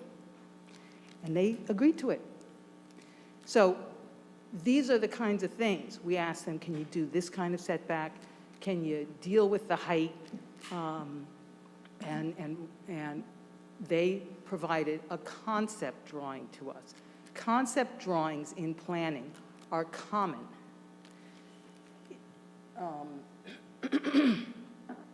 And so it doesn't surprise me that what Kensington showed you on Monday night was a concept drawing. When a developer comes before the planning board or the zoning board, sometimes they will present a concept drawing to get an idea of how the board feels about it. But when they want site plan approval, that's when they'll put in all the specs. So there is that difference. They weren't just leading you down the wrong path. Please don't take the Kensington development as the whole of our housing plan. There are 4 other ordinances on deck tonight for us to vote on. It is the whole of the housing plan that we have submitted to the courts for their approval. And yes, this map is alarming. And when I voted at the planning board in favor of the Kensington project, I was thinking about how good for a community diversity of housing is, how good for our community in terms of creating jobs it would be, how good for our community to change what looks, an area that looks like it's going down in blight, and could that improve the value of homes nearby?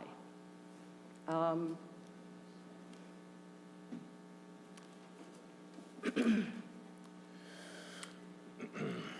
me just gather my thoughts on some other things. So to the extent you want us to fight for you, that is what we have done.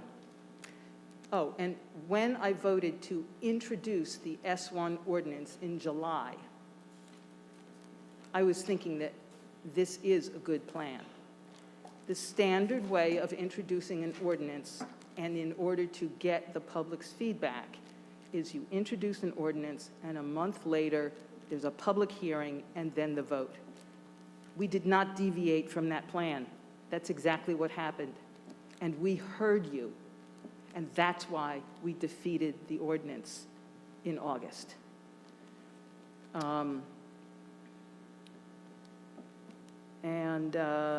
Let's see, who owns the property? What Kensington told us is that they have an option to buy.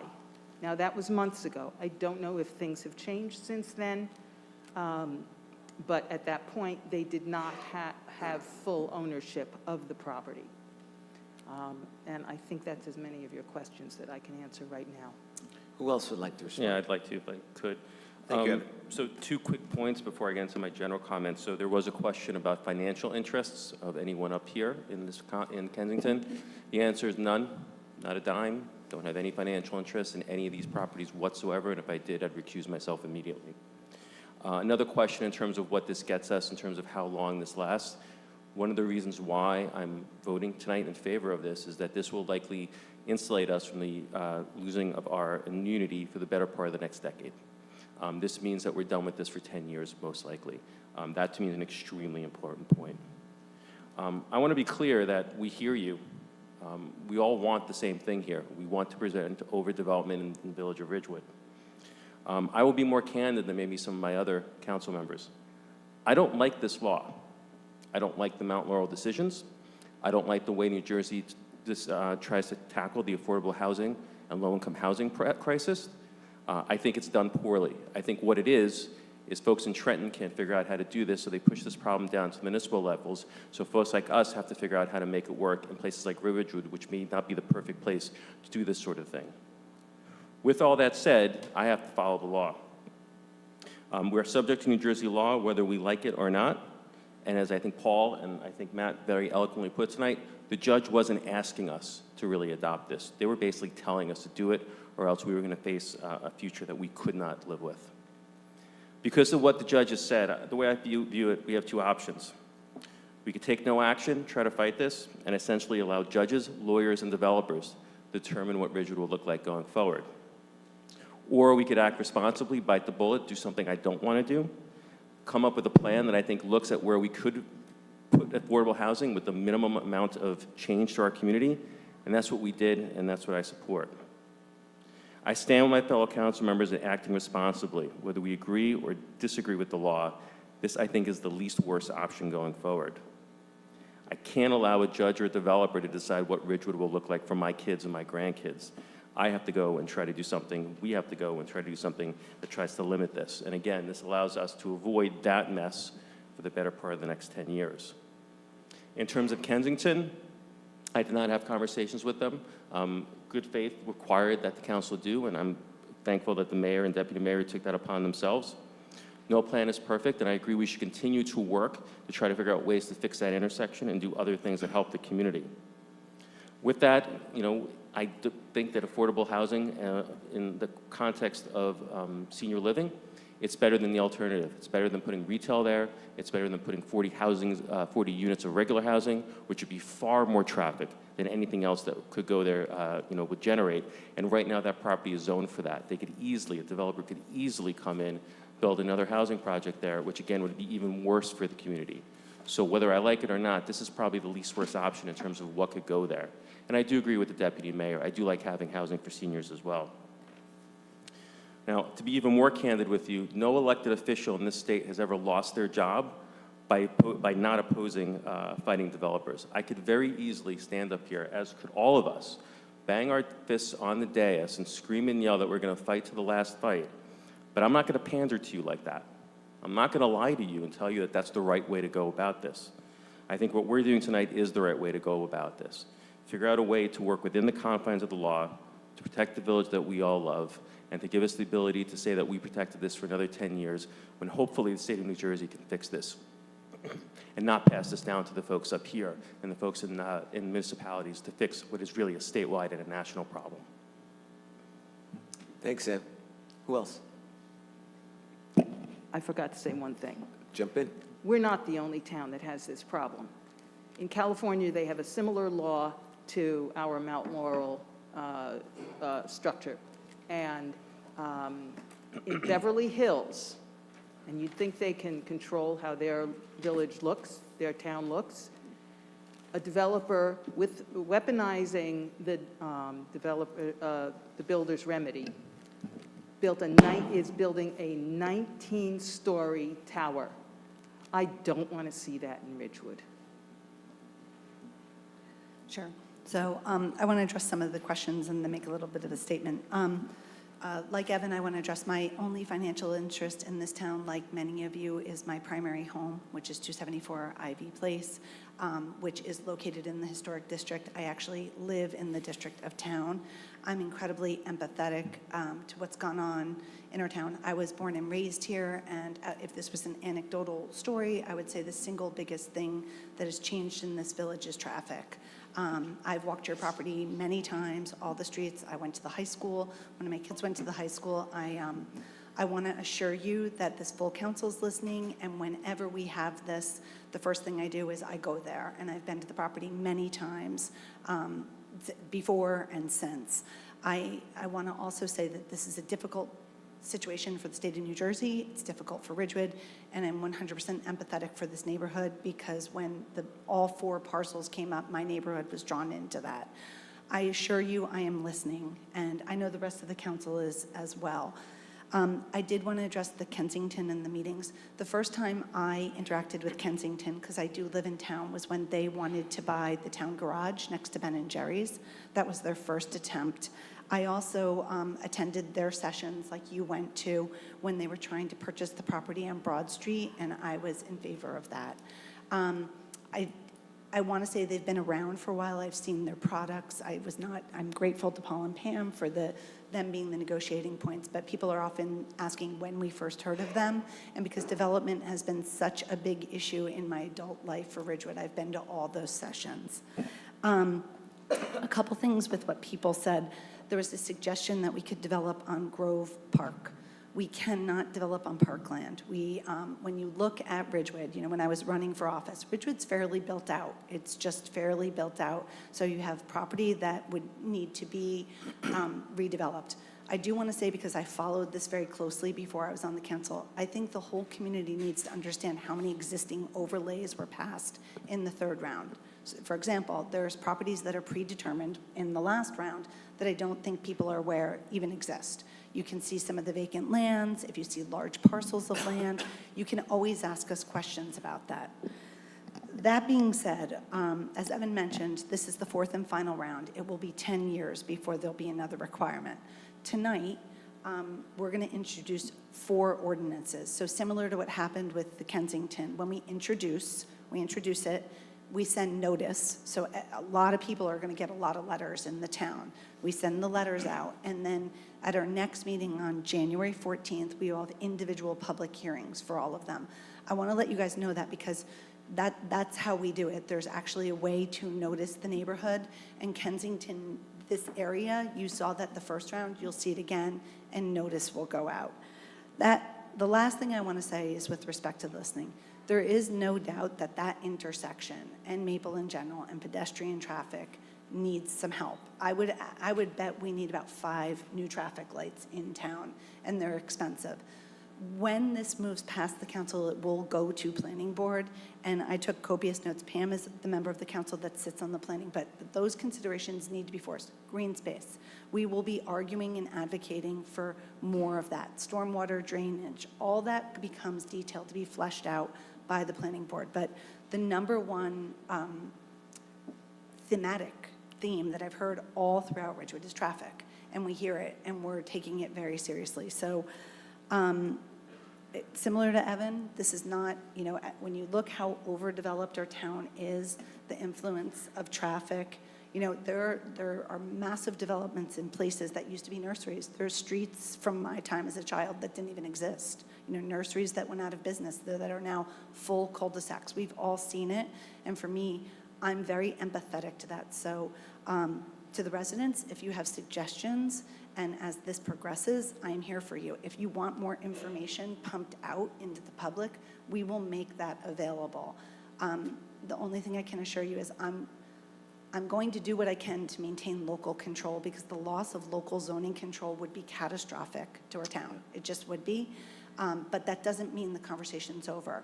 We really want to hear from people. We want to hear it from me tonight. The primary thing that I've heard out of all this discourse is traffic, and we are very lucky to have people who can help and will help that as much as we can. So I think that's everything. And again, with great sincerity, this is an ongoing listening exercise of what people want as not just the Kensington area, but other areas developed. We do want to hear from the neighbors, and I'm open to that.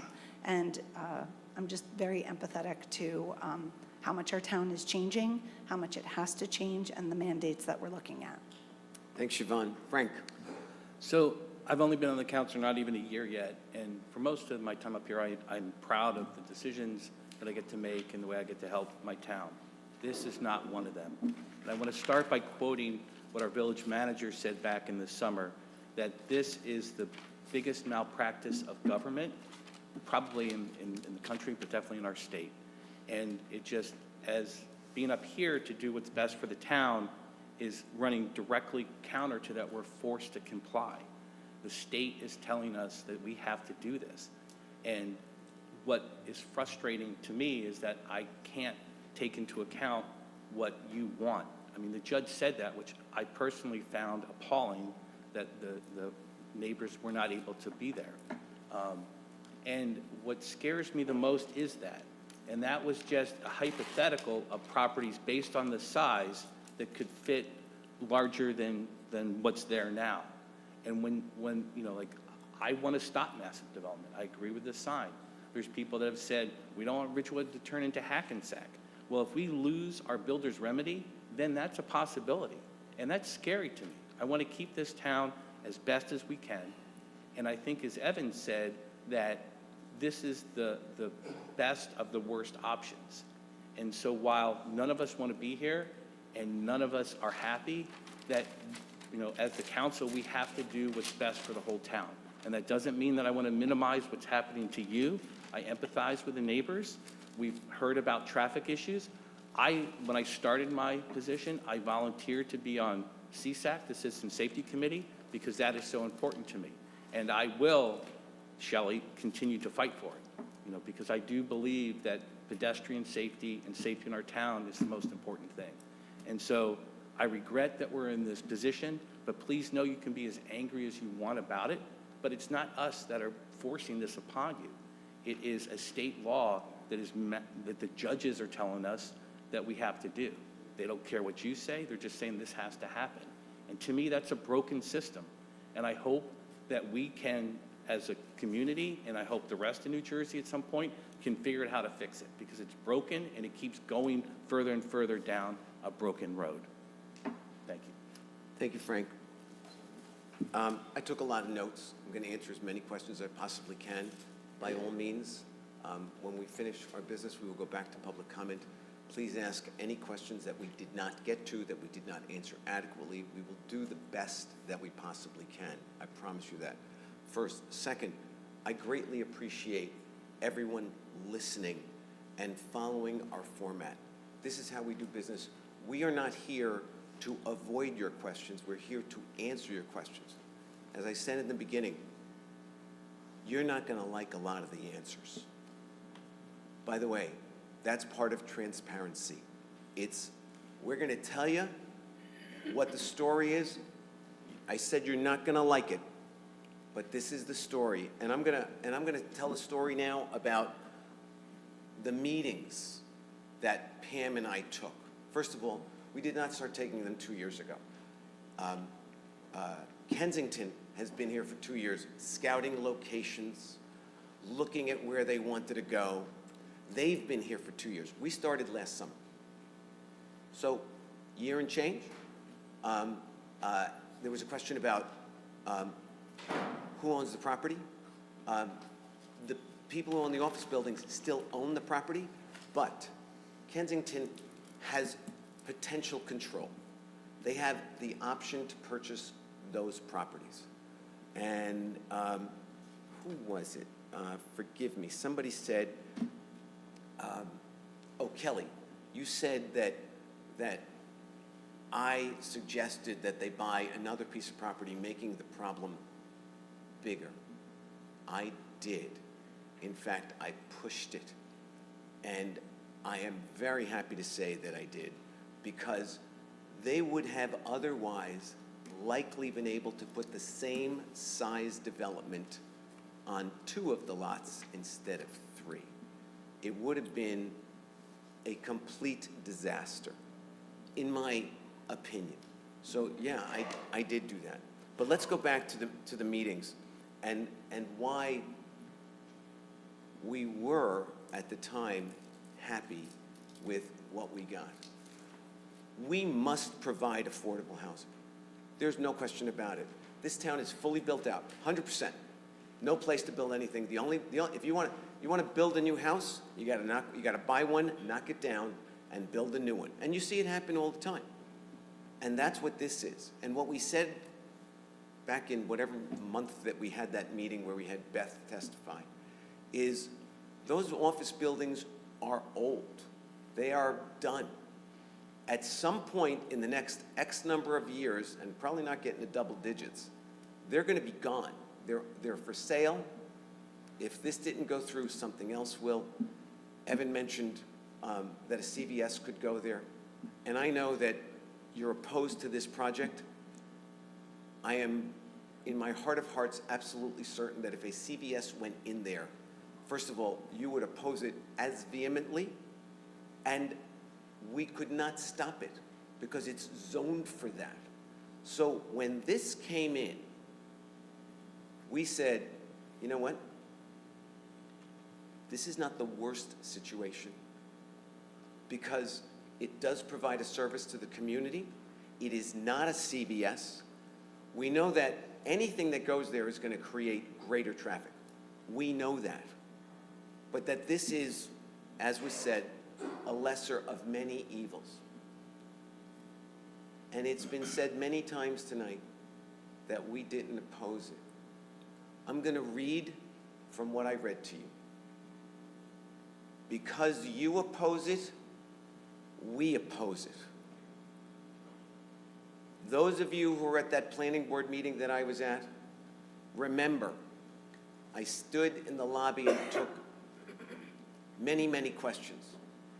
As a result of that outcry from the neighborhood, I spoke to my colleagues, I spoke to our attorney, I spoke to our affordable housing consultant and our manager.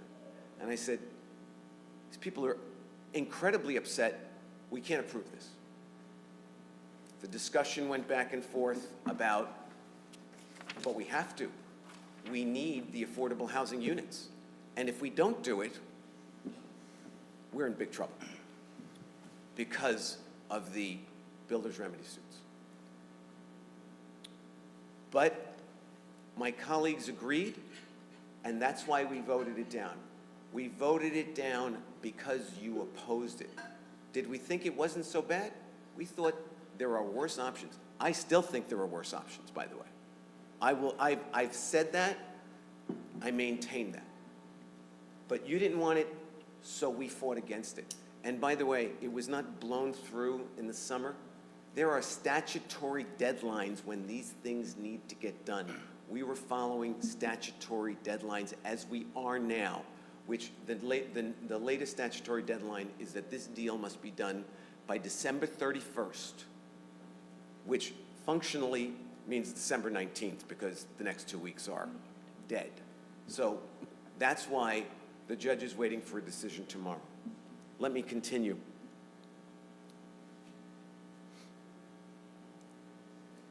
The suggestion was made that we are at fault, and a perfectly reasonable suggestion. We are at fault because we put them in the plan. We put them in the plan because if we didn't put them in the plan, they would have gotten in anyway. They would have sued us.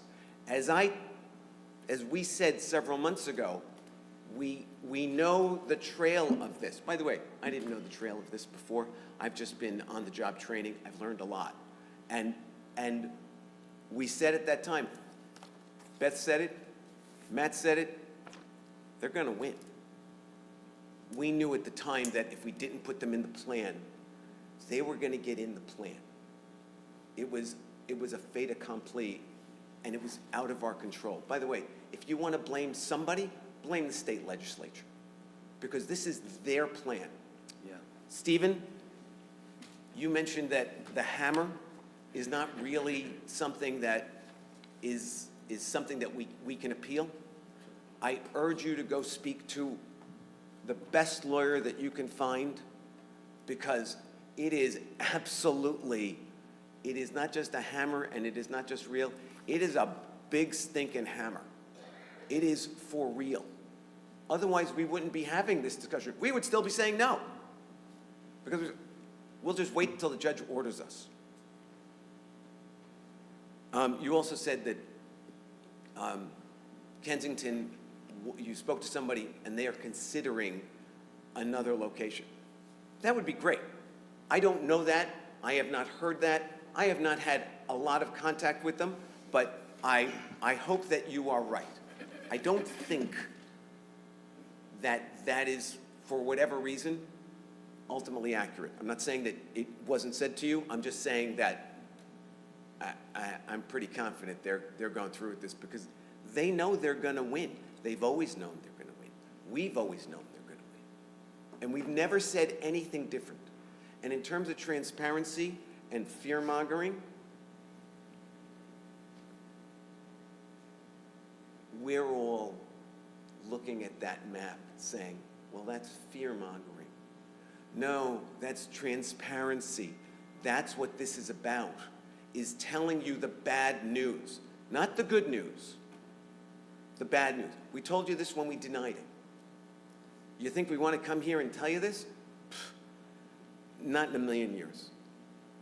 Denise, you said, who else is suing us? And Matt did say it was Fair Share Housing, which is the public advocate arm.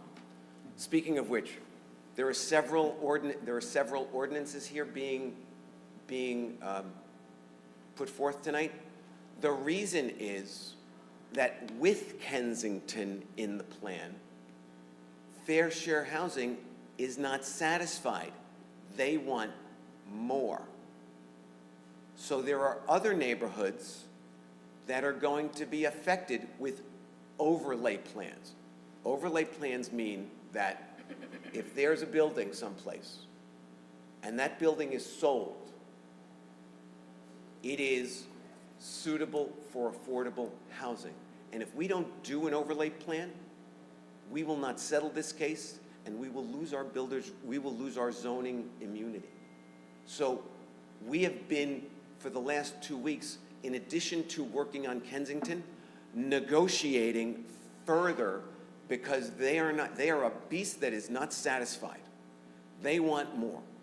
They are on a mission, a crusade, and their Fair Share Housing, as the public advocate, has its own mission. As we know, Kensington has a completely different mission. Our mission is to protect the community as much as is humanly possible. I think Christine was the one who said we should reveal all of our financial interests. I will speak for this entire council unequivocally. No one sitting on this dais has a financial interest of any kind in this or any other development. Nothing. Please quote me. It's on tape. Do-over requests. Nothing. Not a nickel. We do this because we care about the community. My wife said to me tonight, "You sure you want to go?" And I said, "Absolutely." Because somebody's got to tell everybody the bad news. I'm going to continue. Dominic,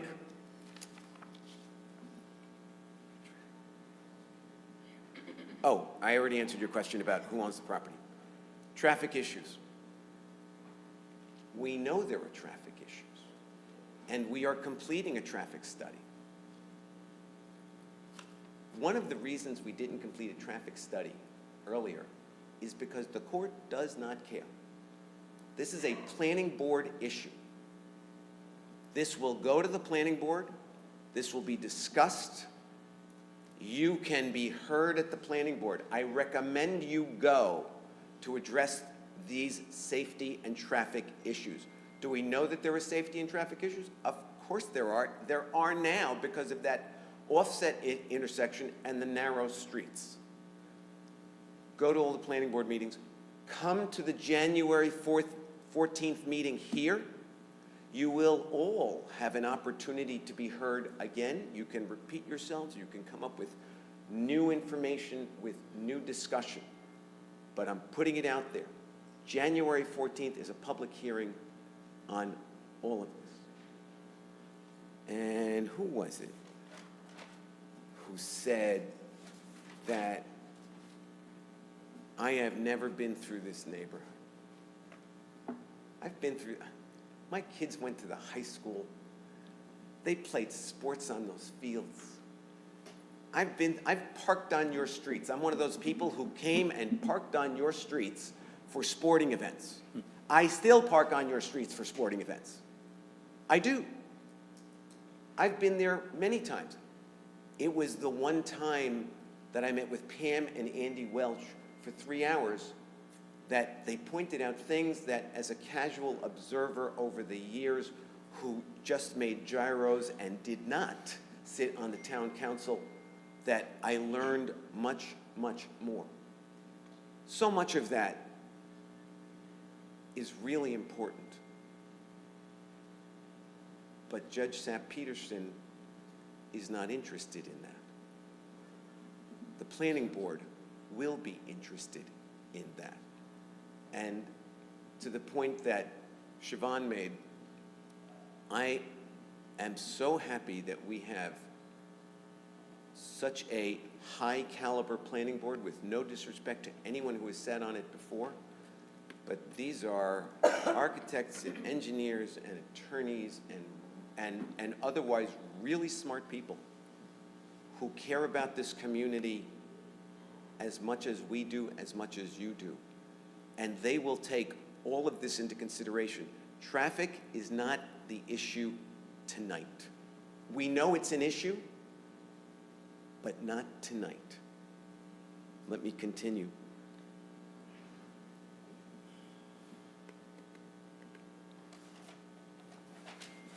And again, I'm trying to address, I wrote down all of my notes. Let's see.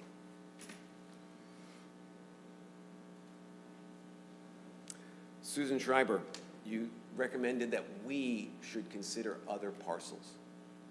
We have no standing to do that. It is not our decision, our recommendation to say, you know, you should go over there and do this. This is what they do. This is why they were here 2 years ago. And by the way, in the negotiations, forgive me, Greg, we should negotiate harder? Kensington was negotiating with the backdrop of a giant gorilla sitting behind them called affordable housing. They know what they have to give up. They know what they don't have to give up. And at this point, while we are not happy with this because you are not happy with this, I am grateful, please quote me, that they came back with a plan which has not yet been formally submitted, that fits within the current zoning box. Remember when it was 60, 65 feet, whatever it was tall? It is now inches under 50, which is what is currently allowed. It had different setbacks. The setbacks are within the current zoning box that are currently allowed. You know who gets credit for that? You do. You do because you made a lot of noise. And that's why they did that.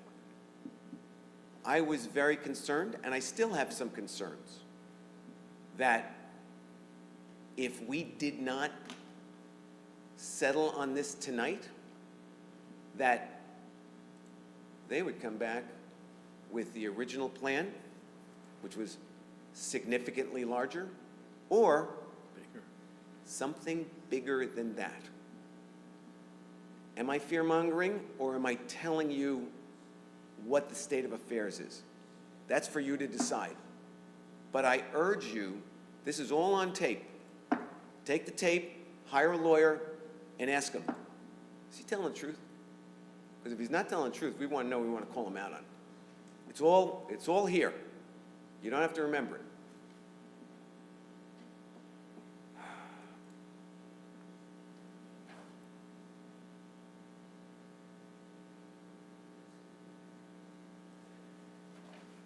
One more thing about that map. Does anybody remember the church? What was the name of the church that just closed on the west side in the Upper Ridgewood? Anybody remember how big that piece of property was? It's 1-point-something acres. We were so fortunate that that was purchased by another church. And if any of you are familiar with that church, by the way, as we know, churches aren't doing so well these days. A lot of them are struggling, and a lot of them are closing. And when they close, if there is no zoning immunity, then in that place, in that beautiful wooded residential community, a developer could conceivably come in and build something that is not suitable to that community.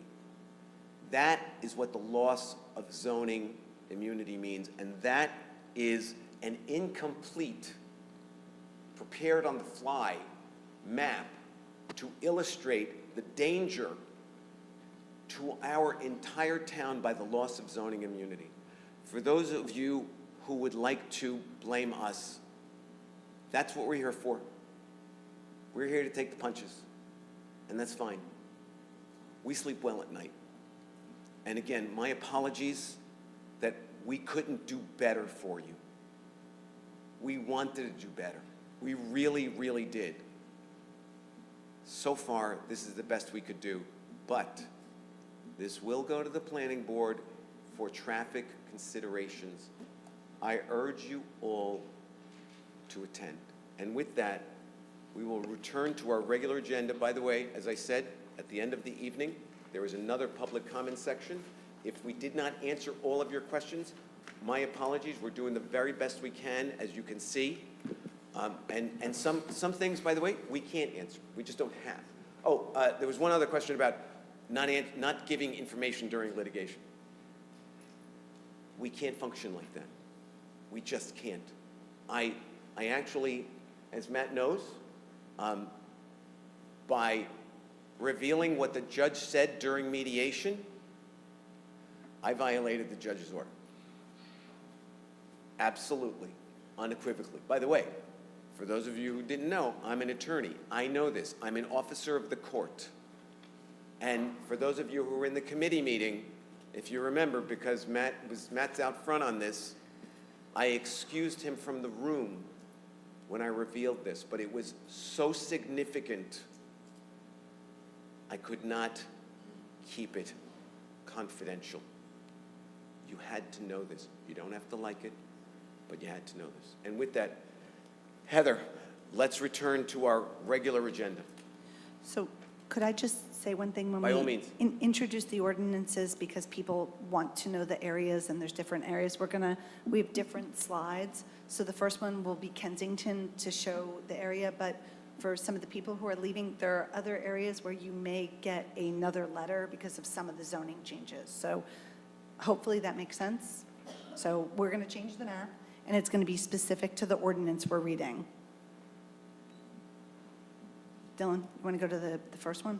There you go. So this is the area that correlates to the ordinance that we're going to introduce right now. And it's got a subject line and an area. And so when everybody gets the letters, it's relative, it's 200 feet, Matt? Yeah, you're required to notice to everybody that it's 200 feet of where the ordinance is. Okay, so that, and you'll see it'll change. This is the first of 4. Sorry, Heather.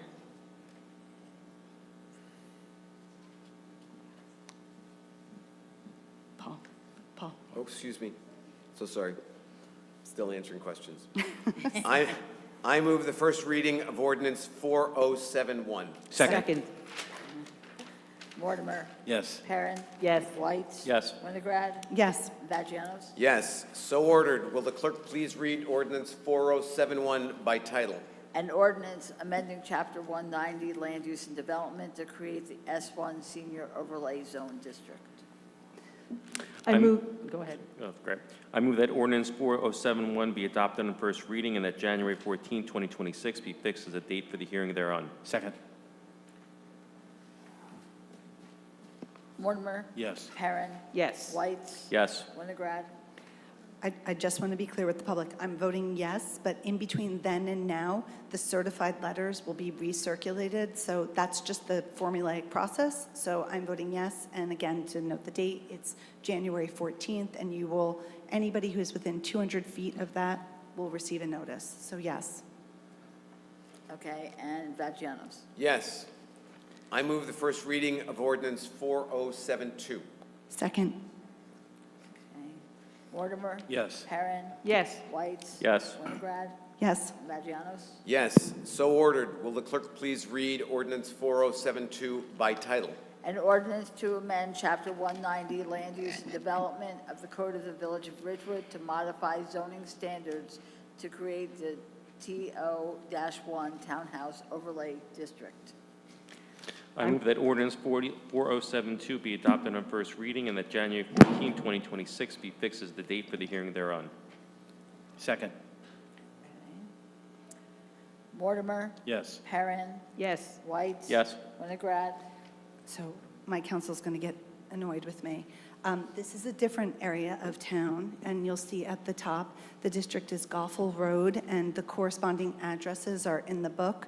The full ordinances has detail. That is the parcel, and again, everybody within 200 feet will get notices of that. And keep in mind, that's an area that has different streets on different sides, so some of the people, it's 200 feet both ways. So this is a separate ordinance, and to the person who made the suggestion about the criteria, while Kensington is at 10%, this ordinance, I believe, is at 20% affordable. So, yes. And Vagianos. Yes. I move the first reading of ordinance 4073. Second. Mortimer, Yes. Perrin, Yes. White. Yes. Winograd. Again, sorry, anybody else can jump in, so you'll see this area. Doing great. This is an area of town, particularly if you had a young dancer by RPAC, it's past the Y where the old Domino's Pizza was when we were growing up. If you go down past on Chestnut, you can see it, and again, should anybody need any additional detail, these notices will be, there'll be quite a few, because there's many residentials on Oak. So again, between then and now, the community who's impacted this within 200 feet will receive the same letter that Kensington got over the summer, and that's the overlay area. So, yes. And Vagianos. Yes, so ordered. Will the clerk please read ordinance 4073 by title? An ordinance to amend Chapter 190 Land Use and Development of the Code of the Village of Ridgewood to modify zoning standards to create the CR1 Commercial Residential District. I move that ordinance 4073 be adopted on first reading and that January 14th, 2026 be fixed as the date for the hearing thereon. I second the motion. Mortimer, Yes. Perrin, Yes. White. Yes. Winograd. Yes. And Vagianos. Yes. I move the first reading of ordinance 4074. Second. Mortimer, Yes. Perrin, Yes. White. Yes. Winograd. Yes, again, so this is a large impact area. As you'll know, that a lot of the housing obligation exists in town, for many reasons. But for the Kensington folks, there are several areas where people will get double the letters. So if you look at the easternmost part of that, you may receive, I don't know, Heather, is it going to be 1 letter or 2 based upon the changes? Because some of these houses will have 2 zoning impact changes to them. So that is the area. It's rather large geography, which means the number of letters that will go out through the community will be extensive. Okay, and yes. And Vagianos. Yes. So ordered. Will the clerk please read ordinance 4074 by title? An ordinance to amend Chapter 190, Land Use and Development of the Code of the Village of Ridgewood to modify zoning standards for the B1 and B2 districts. I move that ordinance 4074 be adopted on first reading and that January 14th, 2026 be fixed as the date for the hearing thereon. I second the motion. Mortimer? Yes. Perrin? Yes. Whites? Yes. Winograd? Yes. Vagianos? Yes. I move the first reading of ordinance 4075. I second. Mortimer? Yes. Perrin? Yes. Whites? Yes. Winograd? Yes. And Vagianos? Yes. So ordered. Will the clerk please read ordinance 4075 by title? An ordinance to amend Chapter 190, Land Use and Development of the Code of the Village of Ridgewood to modify the mandatory affordable housing set-aside standards. I move that ordinance 4075 be adopted on first reading and that January 14th, 2026 be fixed as the date for the hearing thereon. I second the motion. Mortimer? Yes. Perrin? Yes. Whites? Yes. Winograd? Yes, so this is not directly related to an individual area, but rather our approach to amp up the contribution. So other areas, you'll notice in Kensington, it's 10%. This is an ordinance that will apply to all of them and increase it to 20%. So it applies to all the maps we just introduced with the exception of Kensington because they have different requirements with their senior housing. Yes. And Vagianos? Yes. Matt, I believe we're done with this part of the agenda. Did you want to say something? Yes. Resolutions. I know. I said this part of the agenda. But these ordinances will come before the planning board on January 6th. Matt, can you take a moment just to describe what's happening with what each of these ordinances does? Okay, hang on just a second. Let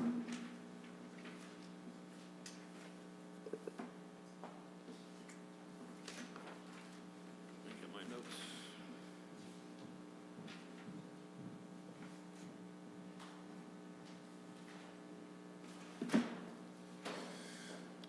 Okay,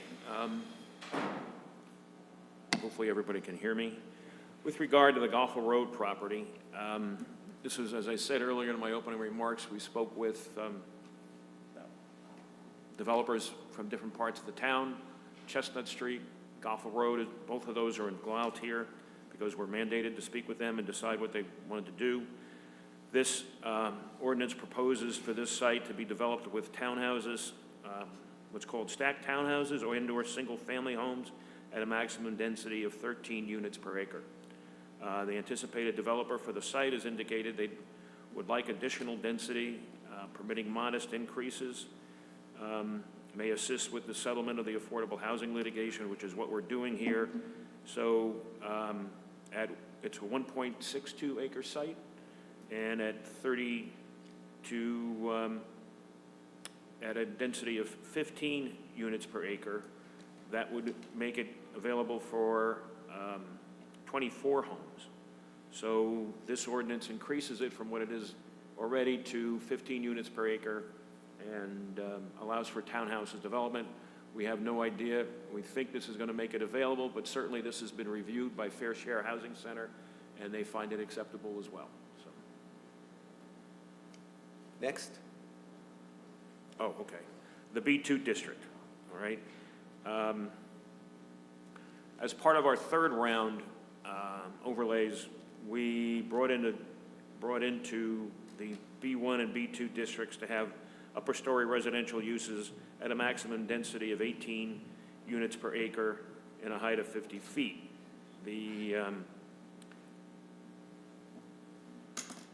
This ordinance proposes to increase that density to 20 units per acre. And that's basically what it does. And again, this has been reviewed by Fair Share, and Fair Share finds this acceptable. And then we've got, obviously, we've talked at length about the Kensington ordinance and what that means. And then the last one is, Chestnut. Signor, the TO, is that the TO district? No, CR1. Oh, the CR1, sorry. And this rezones the properties along Chestnut Street and north of Robinson Lane to permit mixed-use and multifamily housing. As you may know, we already have a affordable housing development, or a development that provides affordable housing on Chestnut Street. This is in close proximity to the same. The density is 30 units per acre and maximum height of 45 feet.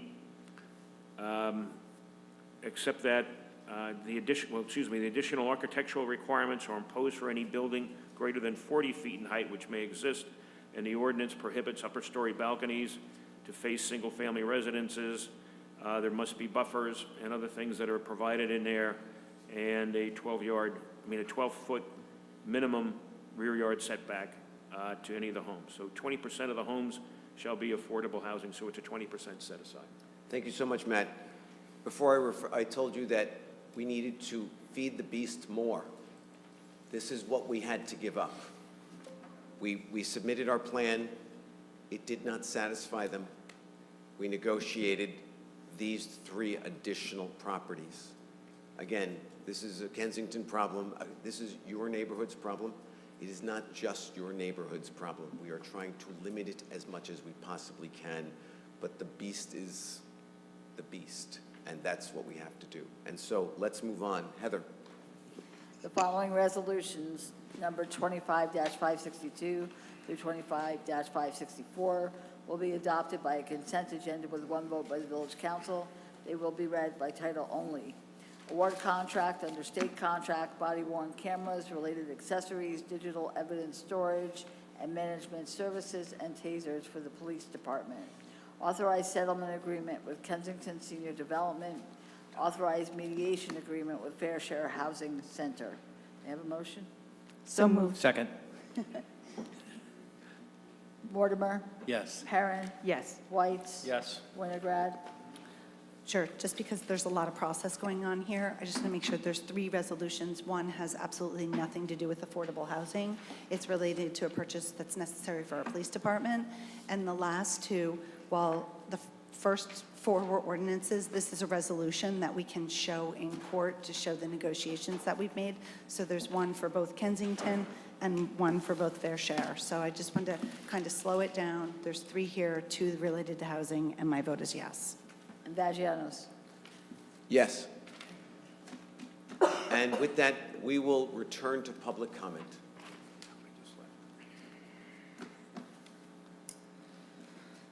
Do you need another one, Pam? Good evening again, Ann Loving, Ridgewood resident. A lot of people have left. You say that you want to hear from everybody, but a lot of people just can't stay for these long meetings for various reasons. You purposely and intentionally only allow a certain amount of comments at the beginning, and then you say, but you can stay till the end, you can stay till the end. In a situation like this where you have a huge crowd, which is unusual, I don't understand, well, I think I do understand, but why can't everybody who wants to speak at the beginning? It's disingenuous, in my opinion, to suggest that you really want to hear from everyone. We have bells going off in the middle of people talking. We had the mayor interrupting at least one person who was talking at the 1-minute mark, saying you have to stop when they didn't. And all these people that have left, one gentleman really did want to speak, but you got in a shouting match with him. I think in a situation like this, where you have a lot of people and they're very upset and very concerned, you should change this arbitrary rule that we're only going to go for X number of minutes at the beginning and let everyone who wants to speak, speak.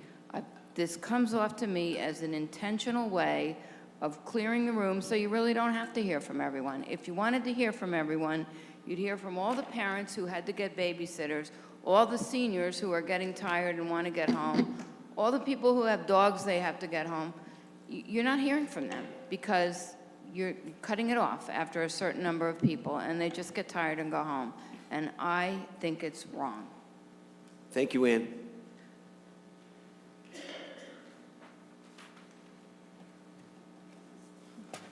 Shelley Rothstein. I wasn't going to speak again, but I wanted to reply to a few things, and I wanted to answer a few questions that some people had that you were unable to answer because you were not at the meeting on Monday with Kensington. And Thank you. You were not at the meeting that we had privately with Michael Rafiti, when he said that, yes, the county told them they could have an exit onto North Maple, and they were told by the village that it was not a good idea.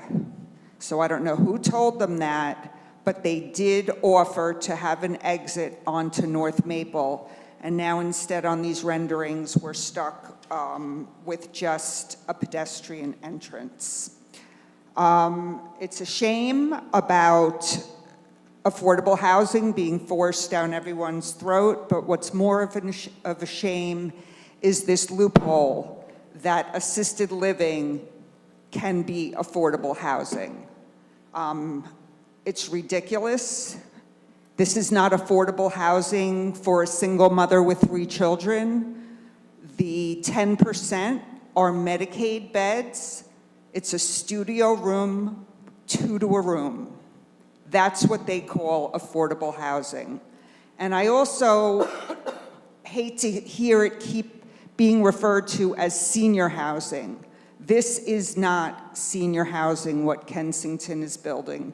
And a few of you tonight did refer to it, maybe unintentionally. This is a medical facility. This facility will operate 24/7. I believe it was Evan who referenced the possibility of maybe having a 40-unit apartment.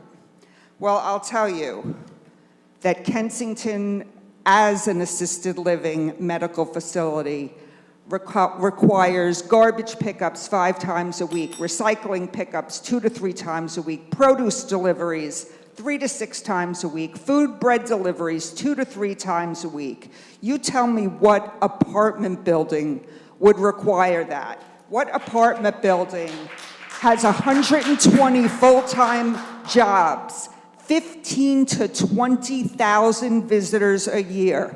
These are coming directly from Michael Rafiti's mouth, these words. So do not compare it to a 40-unit apartment building. We would actually like that. That wouldn't be bad with what's being placed on the corner now. And don't keep threatening us with a CVS, because a CVS will not go into that spot. There is no parking at all. And I'll say that Kensington, when asked, has no plan for overflow parking. They have 90 spaces and no plan for overflow parking. Thank you, Shelley.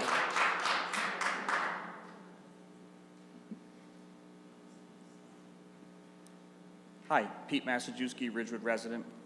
I'm against this project, but I just want to say that I believe the council in that you're doing the best you can under the laws, but the thing that I feel passionate about that brought me down here tonight is that, and I heard it kind of said in some of the comments, this is the state, okay? This is our democracy, this is our ability to speak, and what I want to say is that in our state is run by one political party, okay? And everybody votes for them, and then you want to come talk to local politicians who have no say. It's the state that's pushing it on us. And so Democrats did this. Democrats did this in passing housing law over years at the state and federal level, and that's wrong. Think about it when you vote, research it, and never vote for them again. But I think that the local politicians are doing the best that they can for us. I'm going to live in fear that in my neighborhood something may happen. The maps that I just saw scared me, but I believe you and what you're saying, and I thank you for your service, and I wouldn't think you're trying to help the community, that you would put yourself through all that you've been through. I watch the public meetings from my house. I think you guys really care and are trying to help this community, but it is messed up. I'm against all the development that I've seen in this town, and I've lived here since 2011. All these high-rises, everything, it's terrible. Think about the political party that's brought this upon you, and look at Jack Chitterelli, and he talked about overdevelopment. He lost in a landslide. And you get what you vote for as a state. Thank you. Thank you, Pete.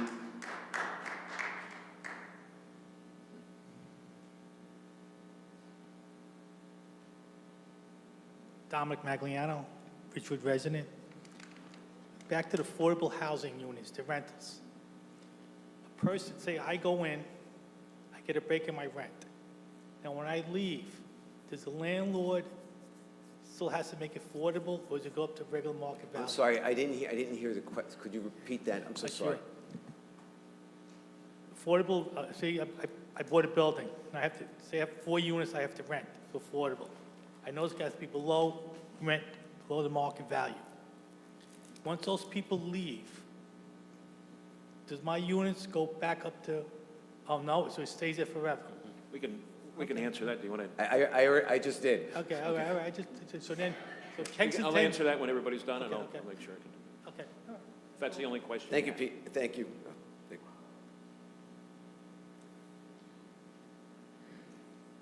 Hi, David Lowry, Ridgewood resident, Dramis Avenue.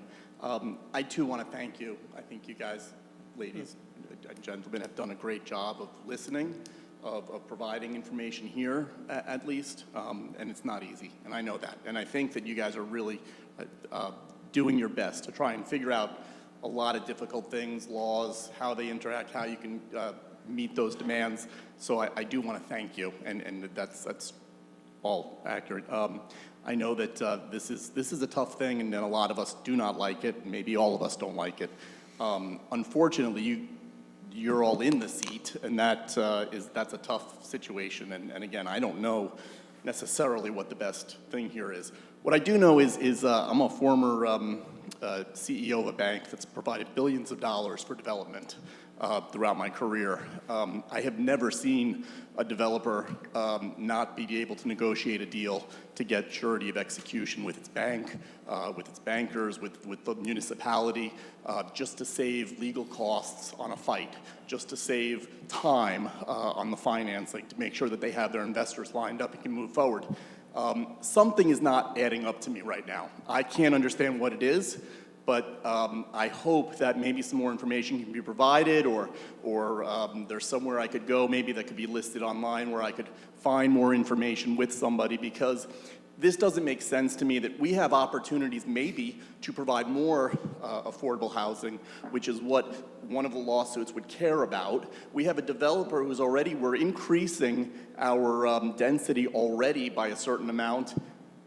Maybe that increase would cover, my understanding is we only needed 4 units from this. So I just apologize, I don't understand it. I'm not sure that we do. And I know that you guys have done a lot of work into it, and I know that, Mr. Rogers, you have a lot of experience, but some of these laws are new, haven't all been worked through with having the right people to talk to about these things.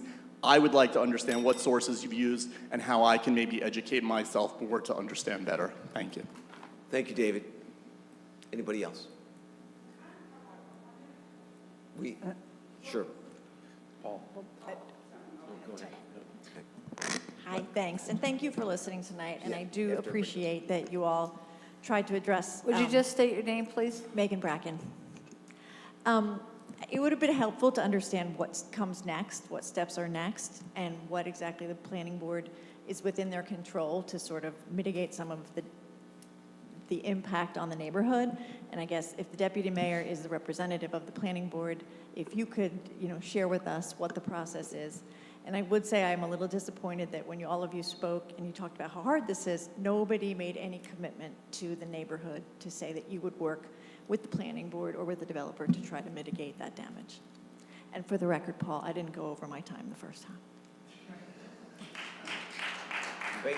And Shelley, just want to make sure, what we do is we make sure everybody gets a chance to speak before somebody gets a second chance. So is there anybody else who would like to speak? by all means. So, I was reminded of I'm this. sorry I after missed most of the meeting, as a family thing. But my name's Jeanette LaRocco, 454 Bogart Avenue. The one thing I learned at Monday's meeting is this talks for this place were 18 to 24 months ahead of time. Why were we not informed sooner that you were in talks with Kensington? That, I think, is very important to note, period. Because if we had known more, we would have time to understand what was going on and to rally people. Part of the problem is, I'm glad so many people showed up, considering it's Hanukkah week and Christmas is coming. And the same thing on Monday, there could have been more people if people knew about Monday's meeting to hear the presentation. And they seemed, the other thing that disturbed me was, they kept saying how positive everything was, never discussing the negatives, as if they live in La La Land, because they're not showing all the negatives that could happen to that neighborhood. And I don't live there, but that could happen to those neighbors. But I drive through there all the time, and to anyone coming into Ridgewood, none of that was understood. It's like they live in another universe and don't understand we're not a village, we're not we're a village, not a city. So that you can't, it's comparing apples to oranges to compare to any other place where they may have built, like White Plains. So that's my concern. I think it needs to be addressed. Thank you, Jeanette.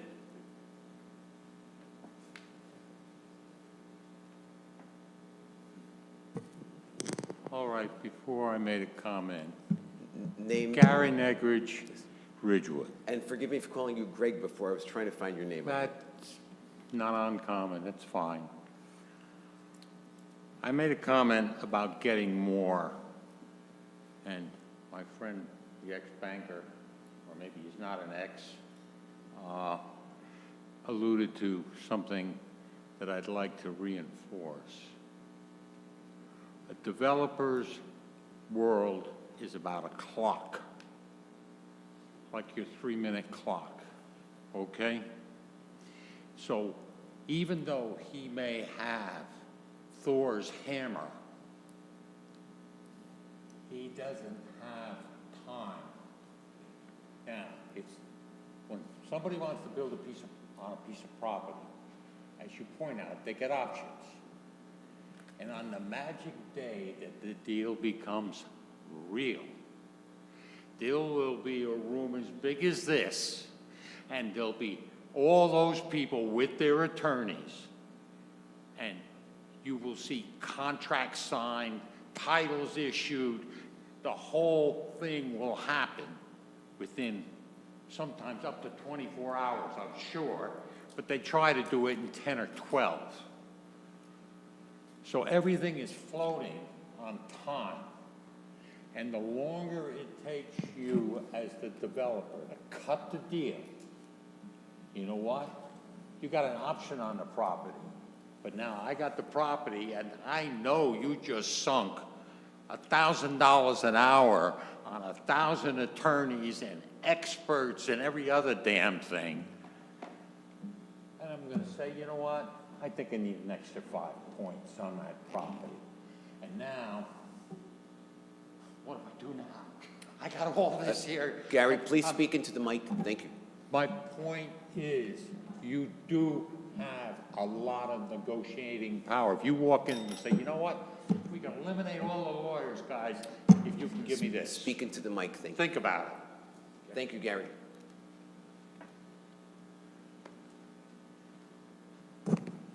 Good evening, Mayor and Council. Boyd A. Loving, Ridgewood resident. Ann asked a question that was not answered, and that question is, what does the yellow represent on that map?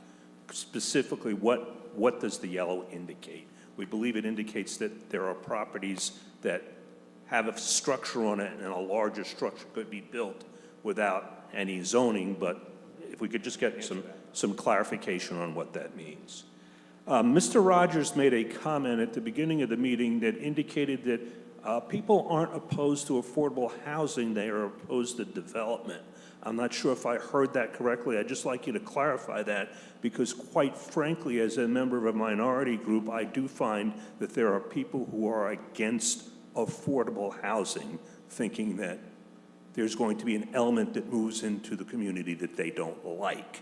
So I would respectfully disagree with your comment that there are some people who are only concerned about development and not concerned about affordable housing.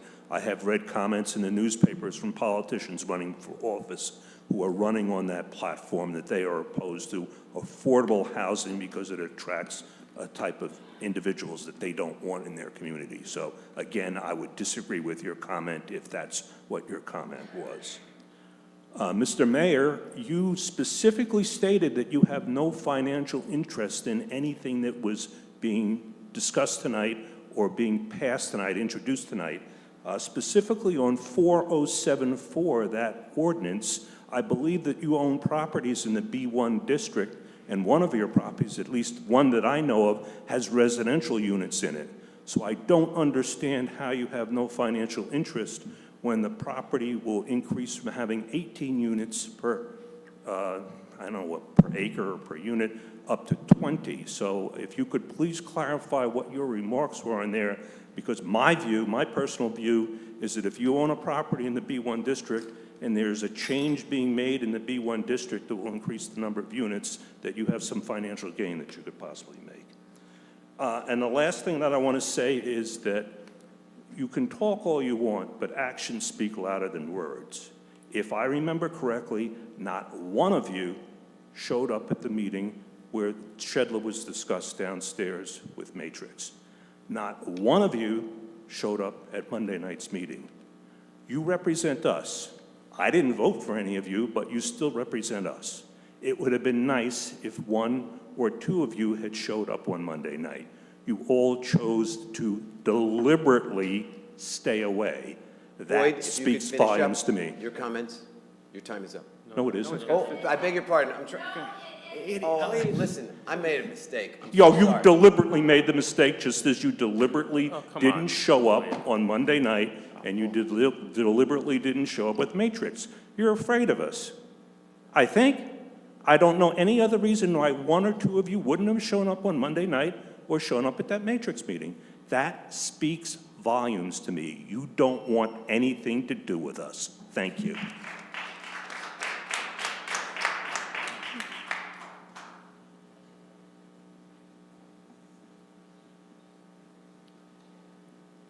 Hi, Stephen Horvitz again. I just wanted to clarify a couple of things. When I was speaking to the Kensington representatives, my sense was that they're open to work with the town because they don't want bad will. You know, they want to have goodwill. The fact that they actually made some changes looks like there's potential. I wasn't saying taking over Grove Park. What I'm specifically asking is there, similar to not far from there used to be a pool, a town pool. I think it's part of Paramus because I think it was over the border, that was converted into residential areas.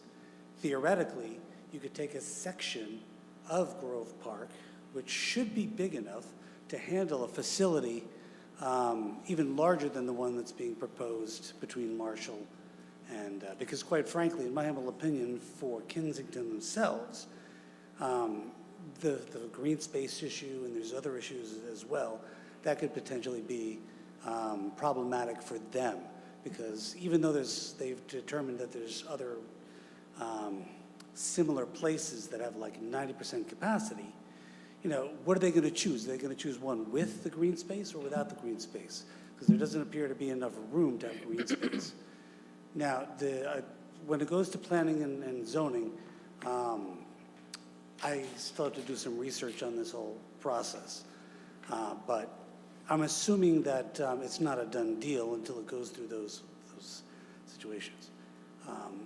Now, regarding the law, what I was referring to about constitutionality was just that the fact that, to me, it's negligence where somebody is abusing the law for personal gain. And that's where the hammer comes in. Now, that in and of itself, whether or not that is true or what have you, but in theory, that should not be the case in constitutional law, because I come from a family of lawyers. But I don't know, because I'm not a lawyer. So I'd love to better understand what the limitations are with appeal. I am well aware there's cost associated.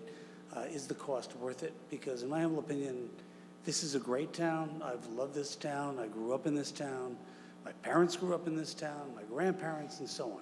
So I've already seen the changes, like a lot of the neighbors. And, you know, like Paul, like you said, Mr. Mayor, we don't want it to look like Hackensack, but there's sections of it that actually do right now, and it doesn't have to be. I mean, does anybody remember that, you know, we have trolley tracks that run under, you know, these are still down there, you know, like 6, 8 inches, maybe 12 inches by now. But, and then the turntable by Hohokusin that used to be there. I mean, it's fascinating stuff. But anyway, my point is that it's Time's not a up. done deal, correct? Yeah. Anybody else? You're good? Shelley? Thank you. Just a couple more things. Please state your name again. Shelley Rothstein. Yeah, I know. You had stated, Pam, that you thought this was a good idea, provided diversity of housing, et cetera. The one thing that I want to also relay that came directly from Michael Rafiti is that it's illegal for him to offer any of this housing specifically to Ridgewood residents. So this housing could be for anyone. So the gentleman that was online also said, this is great. This is great for seniors. This is great. But there is no guarantee that anyone from Ridgewood will actually be in this facility. So talking about aging in place, you just can't. It's the first person that walks in the door with $15,000 in hand for that month. That's who's getting it. Another thing I noticed on the plan, on the ordinance for the Chestnut Street area, is that you had included that there would be no upper balconies that face the neighborhood. And I'm wondering why that this is not included in the Kensington plan, or maybe it's not too late and it can be. Because as Kelly stated, there's 2 levels of terraces that directly face the neighborhood backyards. So thought was given for the Chestnut area, why wasn't it given on this area? I mean, and this area is incredibly close to the residents. One other thing, I don't know, just if anybody has their pictures, is that I had to label the loading dock on this. Kensington did not label the loading dock. So if you looked at this, you just saw a gray square, but they did point out just how close that loading dock is and how close these terraces would be to the neighbors. And that's just terrible. There's only a fence and a couple of trees. No mention of a retaining wall, no effort at all to buffer the sound. And I know maybe that has to come down the wire with the planning board, but thought was given on Chestnut to the terraces, and I don't understand why it wasn't given here. And I'd like to thank Boyd for bringing up that point, that truly, Mr. Mayor, if you have properties in town that you own that have residences above them, that you should recuse, and that should be mandatory, because you do have a financial gain in this. Thank you.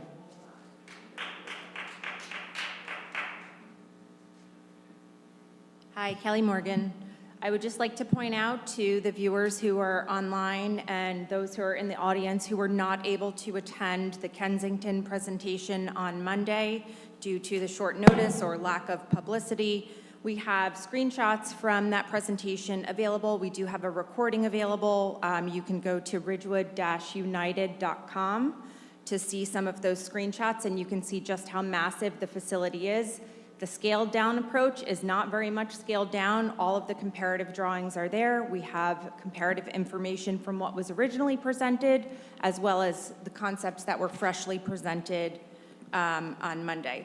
I'd also like to add that the bell mechanism is a very distracting feature. Not only does it rattle the speakers at the 1-minute mark when we still have time to speak, It's just interrupting, it's very distracting, it's not a good use. There's a clock that's very clear and visible right up there, so perhaps you want to rethink that and just ding it at the 3-minute mark, mute the mic, figure out a different way. It's interrupted almost every speaker tonight. Thank you, Kelly.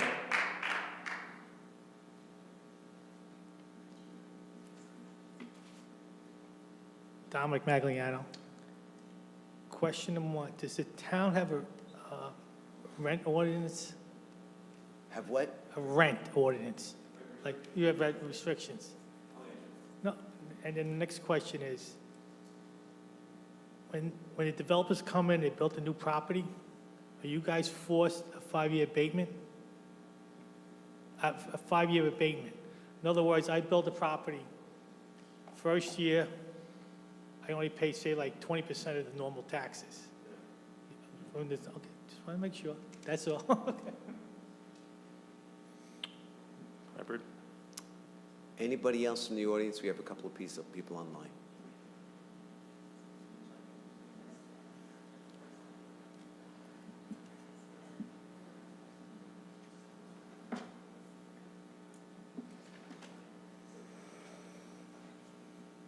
I'm Robert Donnellan, this is my wife Jennifer. We live right next door to where Kensington's going to be building. We're concerned about the terrace also, like everybody else has said, or the terraces. How are you going to protect us from that? You know, and they said in the reading they're only about a 6-foot fence, but 48 feet off our property line, you're going to be 50-something feet high. I mean, everybody's going to look right down on us. You've done it in other places where you're not going to have the patios. You know, why can't they do that here? You know, and lighting, and I mean, we can go on and on. You know, and traffic. Yeah, I mean. If you could speak into the mic, Jennifer. It's a 24/7 hospital. I mean, it's going to be constant all the time. Even Kensington said the deliveries would be going every day. Garbage, you know, middle of the Again, night. into the mic, we need you to speak into Garbage in the middle of the night. I mean, deliveries. Nobody would want to live next to this, honestly. And I've lived here my whole life. My kids are 7th generation Ridgewood. So this is just like traumatizing for all of us. It's horrible. Like, I can't believe this could move into a neighborhood. You know, it's ridiculous. You guys, I know not one of you would want to live next to it. And How could we ever sell our house? Yeah, how? And who would want to live next to this? You know, it's, you know, I don't know. What else? we haven't said anything because I thought you guys would honestly, like, think of the neighborhood. And like, I thank God, I feel horrible for the younger families that moved in and have to raise their kids with this. On Chestnut, you put no terrace, what's in the word? Patios on the back. Why can't we do that here? You know, any holiday that's going to be there, those are going to be filled with families. I can't go to my backyard without saying hi to Nona up there, you know? It's going to be bad. So hopefully you'll protect us in that way. You know, with lighting, greenery, anything. I mean, maybe not having those rooftop things, maybe putting them on Maple would be better. I don't know. So, thank you. Thank you both.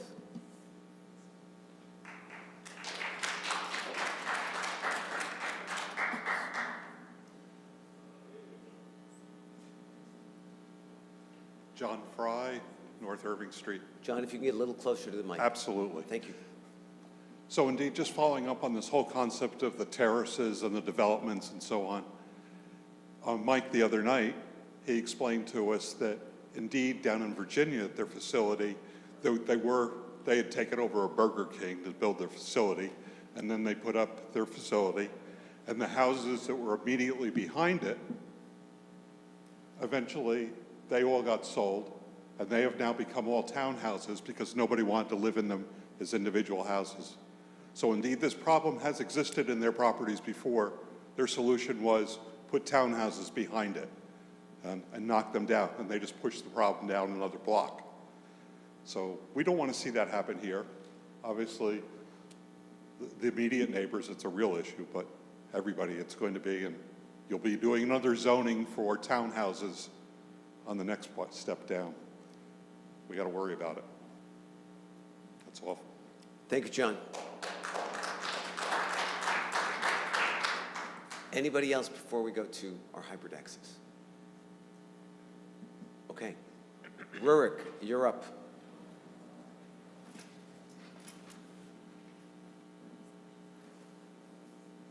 Rurik, you're still on mute.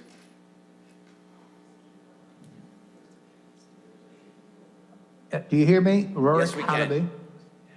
Halaby, Ridgewood resident for 56 years. Two comments.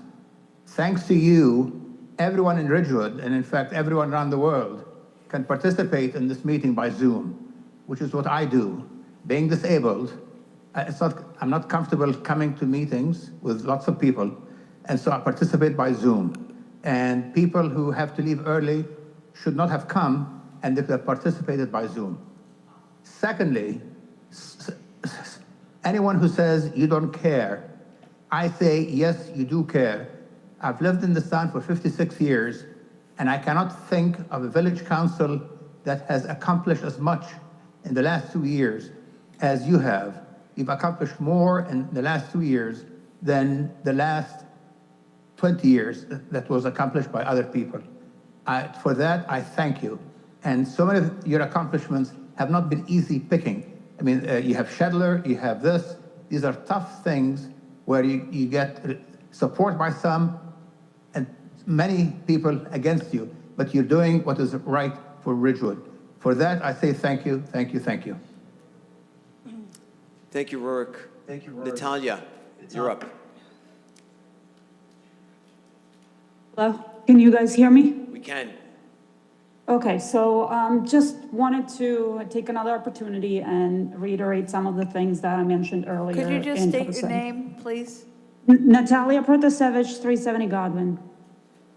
So, okay, so the couple things that I wanted to, and post the fact that you introduced the ordinances. So the ordinances that are being proposed tonight on the face value seem to be meaningfully changing the downtown scale, massing, and the visual character. And if they are in fact changing character, this is contrary to the public outreach results noted in our master plan.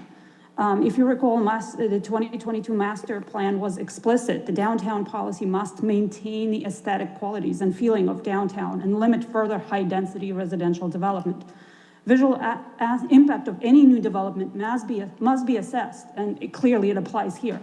And yes, affordable housing is in fact accounted in the master plan, contrary to what was stated earlier today. It is noted as a housing element, and the question was, from me earlier, if whether Ridgewood Council taken any steps to bring the Ridgewood housing element up to date without compromising the village master plan. So what residents expect here is pause this panic-driven zoning and related ordinances, direct the planning board to update and publicly vet a current housing element and fair share plan, and only consider zoning that are clearly tied to that plan. But, specifically regarding this S1 overlay, if this overlay is truly about compliance, there are reasonable concrete ways to structure it without locking in maximum density, right? The village could impose a certain strict floor area or building size cap tied to the surrounding neighborhoods. It could require setbacks. It could require density limits, right? We quoted, and it was quoted several times today, that the Kensington project is in fact in compliance in terms of size to B2 zoning. But B2 zoning is not accounting for the density, the residential density that is being forced on us. So if we cannot maybe change the plan significantly in terms of size, but we can demand the density to be within certain limits to be appropriate for our master plan.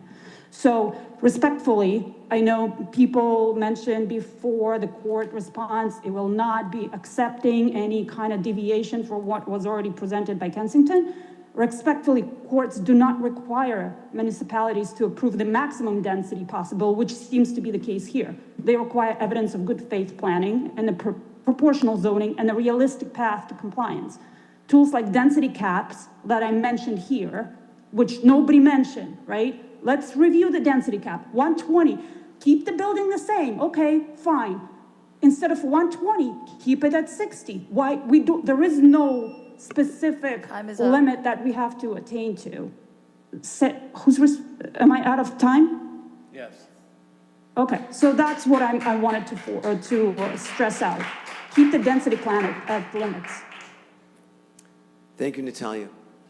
And with that, we're going to close public comment, and we will address some of your concerns. Matt, would you lead us off?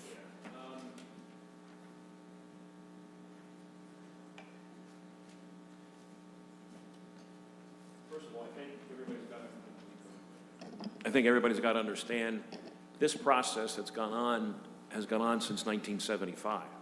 There's been iterations of it and similar proposals with it, each round having different regulations and requirements and timing mechanisms.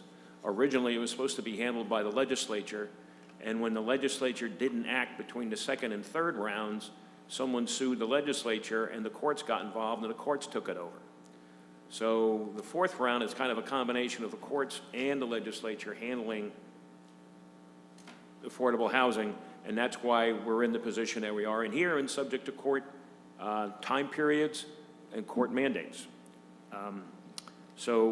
We've got those things. Somebody asked about the units, and if you first of all affordable units, which is the only part that gets regulated, the village hires an entity, Piazza Associates, to handle applications for affordable housing. And if there's affordable housing units available, they must apply through a process where they have to qualify, and there's a decision made based upon qualifications with regard to someone who wants to qualify for it, whether they do or not, whether there's a space opening. That's handled by a affordable housing manager, and that's Piazza Associates. We hire them, we're required to have them. It's part of our compliance. If we don't have them, we don't have a compliant plan. That's one of the other aspects of what we've done, but we've already hired Piazza Associates. There are deed restrictions with regard to the affordable units that if a developer develops property that has a set aside, those affordable units have to remain affordable for a period of at least 40 years, if I'm not mistaken. But that's also a regulation that sometimes changes, but in the same breath has to be a part of the plan and has to be, and that's why Piazza manages that. There'll be deed restrictions filed with these units that get enforced and get looked at by Piazza when they award these things. Something's not adding up, somebody said. Yes, we all agree something's not adding up. And I think that's why many towns sued, because it doesn't add up. It seems like and I said this in my opening remarks, it seems like a very arbitrary process with regard to figuring out what has to be done, how many units you have to have, and how that works. Well, this is a process. It doesn't seem like it's a process that's being fair with regard to the municipalities. Not all municipalities. Urban areas are being treated the same way. Should that be true? Should urban areas be treated the same way as the suburban areas or the more rural areas? There are inequities in this. Every town has in its master plan, every town similar to Ridgewood, all these Bergen County towns all have in their master plan that you want to preserve the character and the type of community that it is, and it's a residential community, and that. Affordable housing supersedes that, all right? And I think you can't keep saying that you're not paying attention to your master plan because there's a constitutional mandate that you got to provide affordable housing, and courts have held that it's superseding it. I was just reading a decision out of Middletown Township where there was a developer who wanted to develop a 50-acre tract, and the town said, no, we're going to buy it. We're going to condemn it and use it for municipal purposes. The court held that the town could not do that, all right? And they allowed the developer to come in with the development in the 50-acre tract. That's a decision that came down back in July of this year, so it's recent, okay? So it supersedes, the local zoning supersedes those local interests because you've got to do it. It's a constitutional mandate. Also, you said working with the council has to work with the planning board. Well, we do in accordance with the municipal land use law. We can't tell the planning board what to do. The planning board is a separate body, has a separate council, has separate chairpersons. There's a voting member from the council, and that's permitted by the municipal land use law, but that's the way we work with it. You can't tell them what to do, what should be done, or anything such as that. They have to work within their parameters pursuant to their authority that's given to them in the municipal land use law. Somebody asked about the process from here on in. Well, if we settle with Fair Share Housing in Kensington, that gets remarked. We then work towards getting a compliance plan. In the meantime, I think probably Kensington's going to work up and get ready for a site plan application. They can't use that concept plan that they have. They have to go into greater detail for a site plan application. They have to meet the requirements of our site plan ordinance and the requirements of the filings for the site plan ordinance. The issues of lighting, other issues such as drainage, things such as that. People live right next door. McDonald, is that it? I'm sorry if I got your name wrong. Oh, okay, Donnelly. Donlin. I knew it was Irish. So McDonald might be Scottish, but that's okay. But the issue with the terraces, that's a reasonable request, reasonable type situation. That's something that would be looked at from the site plan connection. So that's when that comes up. It doesn't have a whole lot to do with the introduction of the ordinance at this point, because that's going to be site plan. And hopefully, well, I'll say at the end, I say this with significant trepidation, that my office is in town. You can find my phone number for my office on my website. If you have a question about this, and again, I say it with significant trepidation, you can contact me and I'll respond, okay? Because I want to make sure you understand this thing. This is not an easy aspect to understand. Also, clock. You know, somebody brought up the clock, and the developers' time is really money. And I think that was the point that was being made. Well, that's what Englewood Cliffs thought, all right? And the more that you put it out, it's going to cost them more. If they're going to get the approval eventually, the town's going to pay that. And not that that's the significant aspect of why we're doing this. The significant aspect of why we're doing this is the loss of immunity from builder's remedy suits. And that case in Middletown Township that I told you about was a builder's remedy case, all right? And that's why it supersedes municipal action in that regard.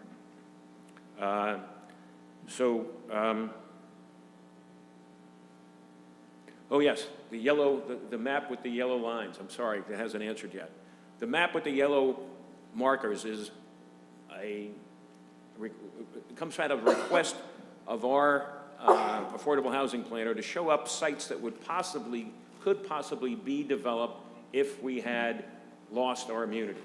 It's not that every one of those is getting developed. The interesting thing is that it's based upon size of sites. So those are places where there are size of sites. We lose it, our immunity, we lose the presumption of validity of our ordinances. We're stripped of the ability to really control development in the town. Is that feasible? Would a developer want to put a multifamily unit building on a single-family residential property on South Irving? Probably not, all right? But there are some other bigger sites in there that might take place. And somebody even brought up saying, well, how about getting them to focus over on Grove Park, and that could do it. Well, the thing is we're not forced to put it on Grove Park, but even if we did, that doesn't relieve us of the interest that Kensington has in the property that they're looking for at this point in time. That would be additional affordable housing that the court would say, all right, you're going to put some there? Great. All good for you. That's more housing that we're getting. What are you going to do about Kensington back over here on North Maple? That doesn't alleviate that. It's still Kensington's desire to put it on that site, and that's what we're dealing with. I'll let the council talk about why they didn't show up at the meetings, but I know that was determined, that was something we wanted to do because of the comments that were made back in August about this council being in cahoots or in bed or in line with Kensington. And we wanted to make sure everybody understood that that was Kensington's meeting, not our meeting. We're not supporting that meeting or what they're saying. That is why that was done without any council members there.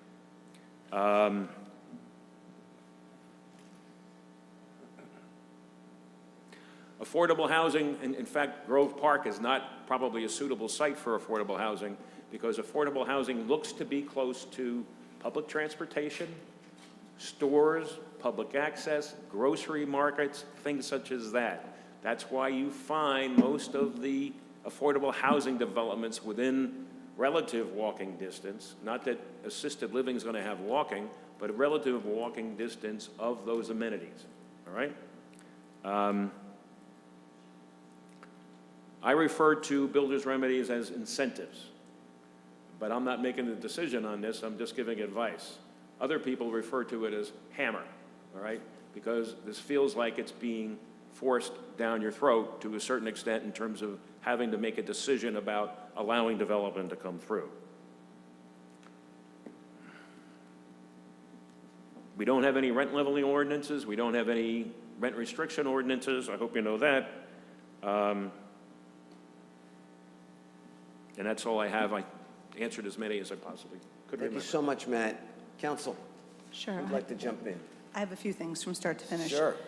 Just because we have a lot of people who aren't here, so with respect to public comment, by law, each meeting we have requires one element of public comment. We do two.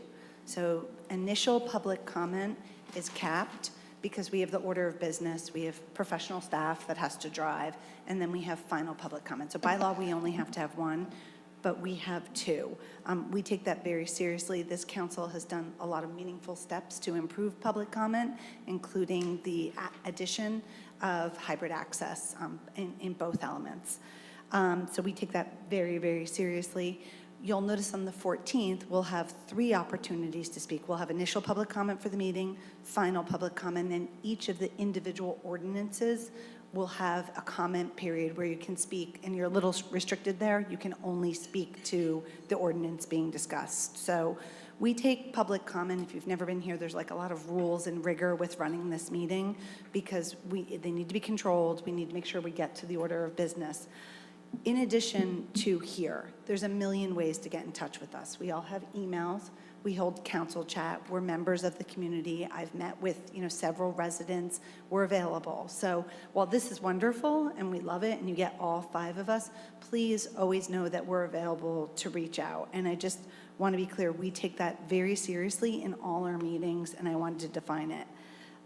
With respect to why I didn't go to the meetings for both Kensington and for Shedler, one, we were worried about political assignment, that if we showed up at a developer meeting because of some of the public comment, people would say, you are that developer's person. A little bit of information we run in pairs of 2 because we're not allowed to operate in pairs in 3. So on this one, Paul and Pam know more, and sometimes we can't find all that information out until we come out here and all take it in at the same point. So one, that I did not want to fulfill some of the assignments that had come at public comment. In addition to that, we were in active litigation with multiple people. And in general, when we're in active litigation, we are told to stand down. So that was for Kensington. And with respect to Shedler, there's still a litigation claim as well, where many of the people who attended those meetings are on the other side. So for me, when there's litigation, because we're representing the collective interest of the village, we will not go. By no means does that mean that we're inaccessible, and there's always a reason. If you wanted to know why we weren't there, we would have answered that. More general questions. During my journey with this, I found the organization of the League of Women Voters, of which I am a past director and a member. They put together a lot of thoughtful Ridgewood specificness regarding all elements of housing. You know, the economic hurdles, the racial divisions, the handicap.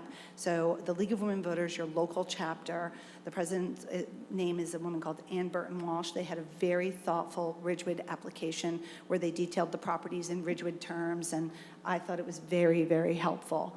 In addition to that, organizations like that host speakers. This year, it was a woman who was oppositional to some of the housing requirements. I would also suggest that whenever I'm an independent, I go to both sides. I've been to Fair Share, they host forums, and I've been to people who are fighting, in the state assembly. Those are great places to go and learn a lot. And I say this, and I'll, probably be made fun of, tomorrow. I learn a lot every single round. It is very nuanced. It is very complicated land use. And I would just encourage people, the league is probably the best spot for you to see who the political players are in establishing these laws. And I also just want to go back to Grove, because on Monday we cleared the diversion. Parkland has serious restrictions. If we were to take Parkland and make it housing, we would have to do something like times 6 somewhere else. So we cannot, there was a park on Broad Street, and it created a land issue for the town that we just cleared with the state on Monday. So when you're looking at parcels of land, they're all good ideas. We cannot take an element of parkland and create it into housing, because it'll create something that's a diversion, and the land swap calculation would be times 6. I'm almost done, Okay, I did just want to loosely say about the senior housing element. So like many of you, in addition to being a resident, I am a daughter. Senior housing in Ridgewood is something that we take very seriously with aging in place. And I'm a Gen Xer, so senior housing, 25% of Ridgewood's population is over 55 right now. And that generation above me is getting larger every day. In addition to that, in America, every day 10,000 people become a senior citizen, and that number is going to grow for the next 10 years. So in terms of housing, this is very palatable to think that you want that element of housing here. With the outside residents, I will tell you as a local person and someone on here, we get calls at least once a week of, I live here, my parents don't, and I want them to be closer. So those are some of the outside residents coming in. Senior housing for every municipality, but particularly for ours, is very, very important. And I just wanted to add some of those numbers. When you look at the sheer volume of it, it's large. And outsiders from outside the district can be loved ones brought here for that phase of life. And we get questions about placement and housing all the time. And I think that's it. I just wanted to, that's it. And again, if anybody has any questions, you can just write us a bulleted question. It doesn't need to be a fancy letter with like commas and sentences, and just ask us questions, because we really want to be available to you, and just let us know. That's it. Thanks, Siobhan. Who else? Yeah, I'd like to say that the limitation on public comment of 40 minutes at the beginning of the meeting is not arbitrary. We've talked about this many times and thought about it and carefully calibrated it to allow for public comment and make sure that we are not voting on critical matters when we're falling asleep up here. We don't want to do that to you. I also wanted to get a little more specific about Grove Park. Grove Park is on our ROSI.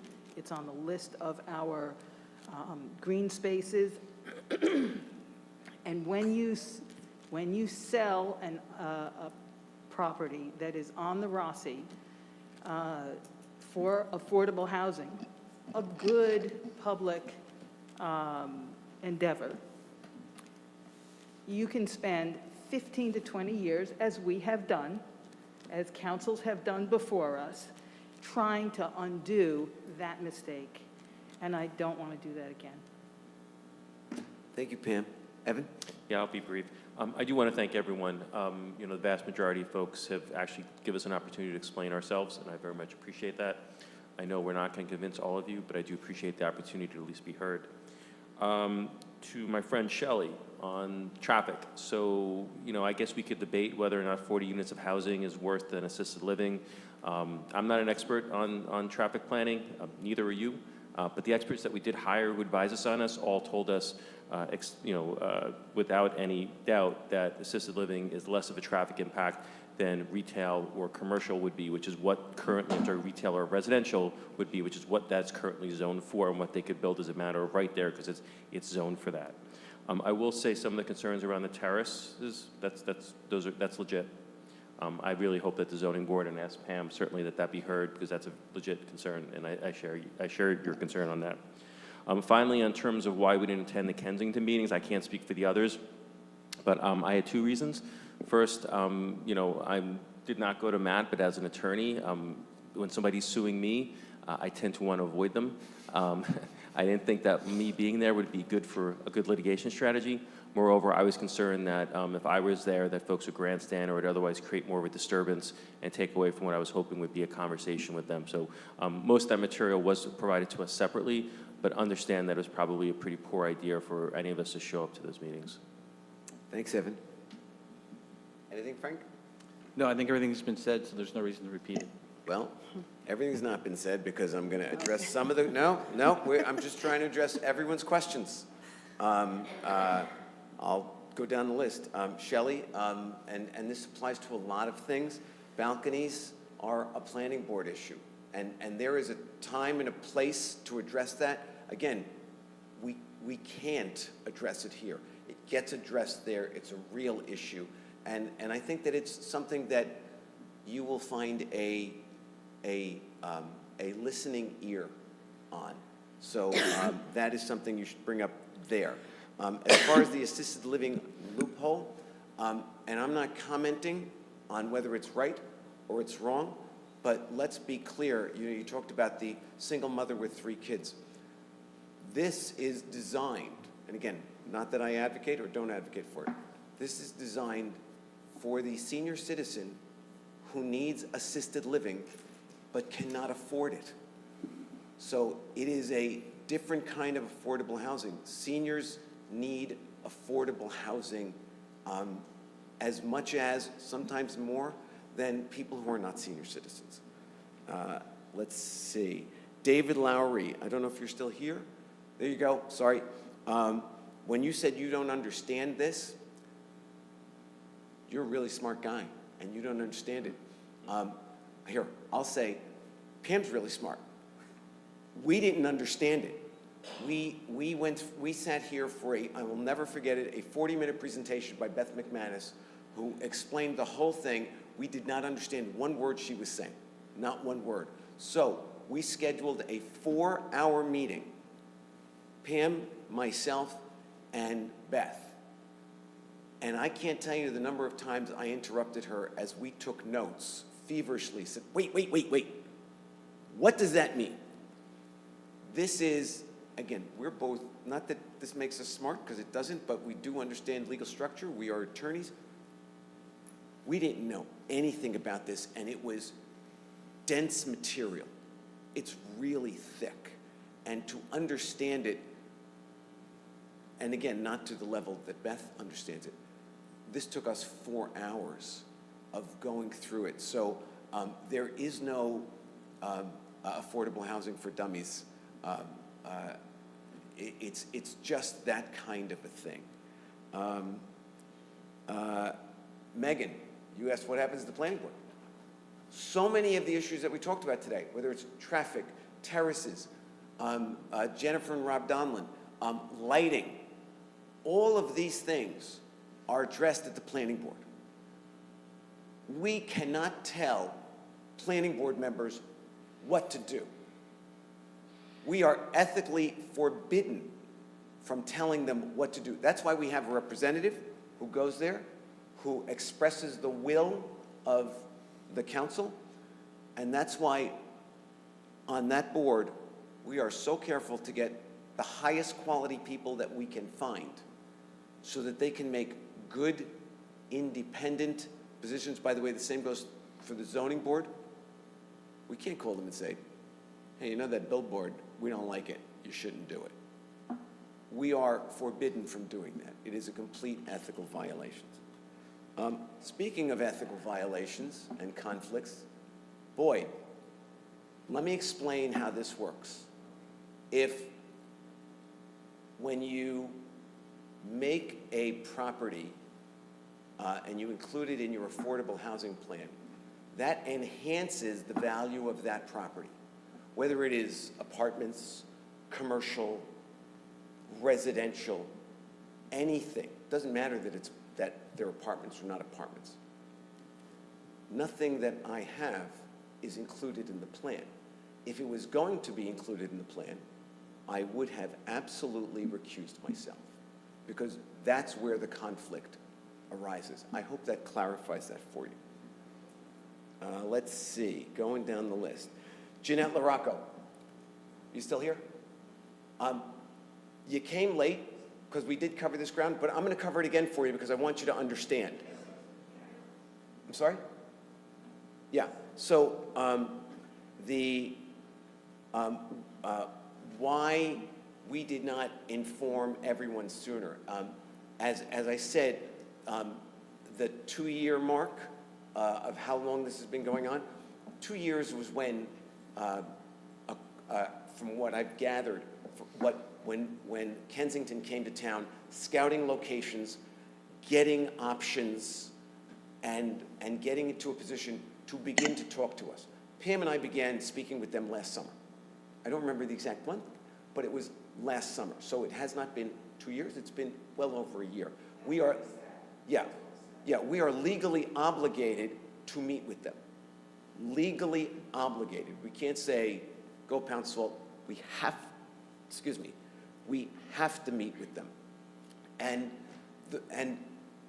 when we do, we negotiate as best we can, given the structure of affordable housing.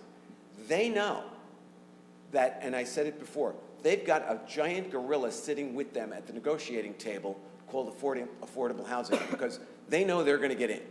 They know this. So we're at a slight disadvantage. We nonetheless are able to gain some significant concessions, one of which was pushing them to purchase the third piece of property so that they are not putting this, as you call it, a massive development on 2 pieces of property. It's at least on a bigger piece of property. And the other thing that came about, and again, I credit the community in all of this, is that their initial proposal was not within the current zoning limits. It was too high. It didn't have the adequate setbacks. They have come to the table, not from us, from you, seeing the outcry, and their proposal, which, by the way, they don't necessarily have to stick to say that they will, their current proposal fits within the current zoning box. It is, we have a 50-foot height limit. It is now inches below 50 feet, not including mechanicals, by the way, which is the way our current zoning ordinance works. They are within the current setbacks. By the way, if we deny them, if we say no, that we're not going to pass this, they might come back with the original the original proposal or something larger. Those things actually happen. So that's the discussion that's been going on for, again, beyond a year. Excuse me, Jeanette, here, I'll answer the question, but please don't jump in now, because again, I am grateful to everyone who respects how we do this. I think, as you can see, we're not sitting here trying to avoid your questions, trying to answer them all, but we can't do it back and forth. They chose that, and we answered this question many times tonight. They chose that place. They did. We don't get to choose. They chose. So that's why it's that place. So I'm going to move on. Let's see. Dylan, are you there? Dylan, can you bring that map up again and make it smaller? Because I think that there's a key on there that says, hang on. It's greater than 3/4. 0.75, yeah.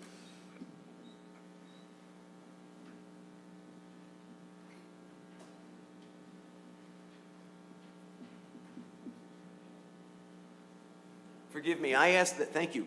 I asked that the map be made larger so that people could see it better, but the key illustrates that those are parcels in town. Some are commercial, some are residential, like residential houses that are greater than 3/4 of an acre. And that's what that represents. So those are properties that could, if we lost immunity, residential units in a residential neighborhood and you say, well, that's impossible. Think about the townhouses that are within our community, where maybe they could have fit on what was once a one-home residential lot, and you now have 6 townhouses. That's what they're talking about there. And by the way, that does not count, that does not include a developer who might buy 2 houses next to one another to create a parcel large enough to put half a dozen or more townhouses on. So that's what the yellow represents. Let's see. Oh, and the last thing that I have, and again, all of these terraces, lightings, that's all, as I said, that goes to the planning board, and there is real opportunity to be heard there. Last thing that I have is that Natalia, you mentioned that the affordable housing plan is not consistent with the master plan. As Matt has said several times tonight, the affordable housing absolutely, positively supersedes the master plan. It supersedes our zoning laws. It supersedes everything. So with that, and by the way, I forgot to say I closed public comment, but I did. And I believe that we have answered as many questions as we can. And in terms of accessibility, there are several of you in the audience who have my business card that has my personal cell number on it. Feel free to share it, give it to anyone. You have a question, what I recommend is text me first. That is the best way to reach me, because I'm often on the phone. And I guarantee I will return your call. So in terms of getting back to you, please give us every opportunity. I want to thank everyone tonight. This was not an easy night. Wasn't easy for us, wasn't easy for you. This issue isn't over, but we know where it's going. And I want to thank everybody because I know tensions run high, but this is how we answer your questions, hopefully clarify things so that we all better understand. Remember I said, before this started, I didn't really understand it, but it's a trial by fire. So with that, thank you all, and we will entertain a motion to adjourn our meeting. Second. All in favor? Aye. Anyone opposed? Okay, thanks.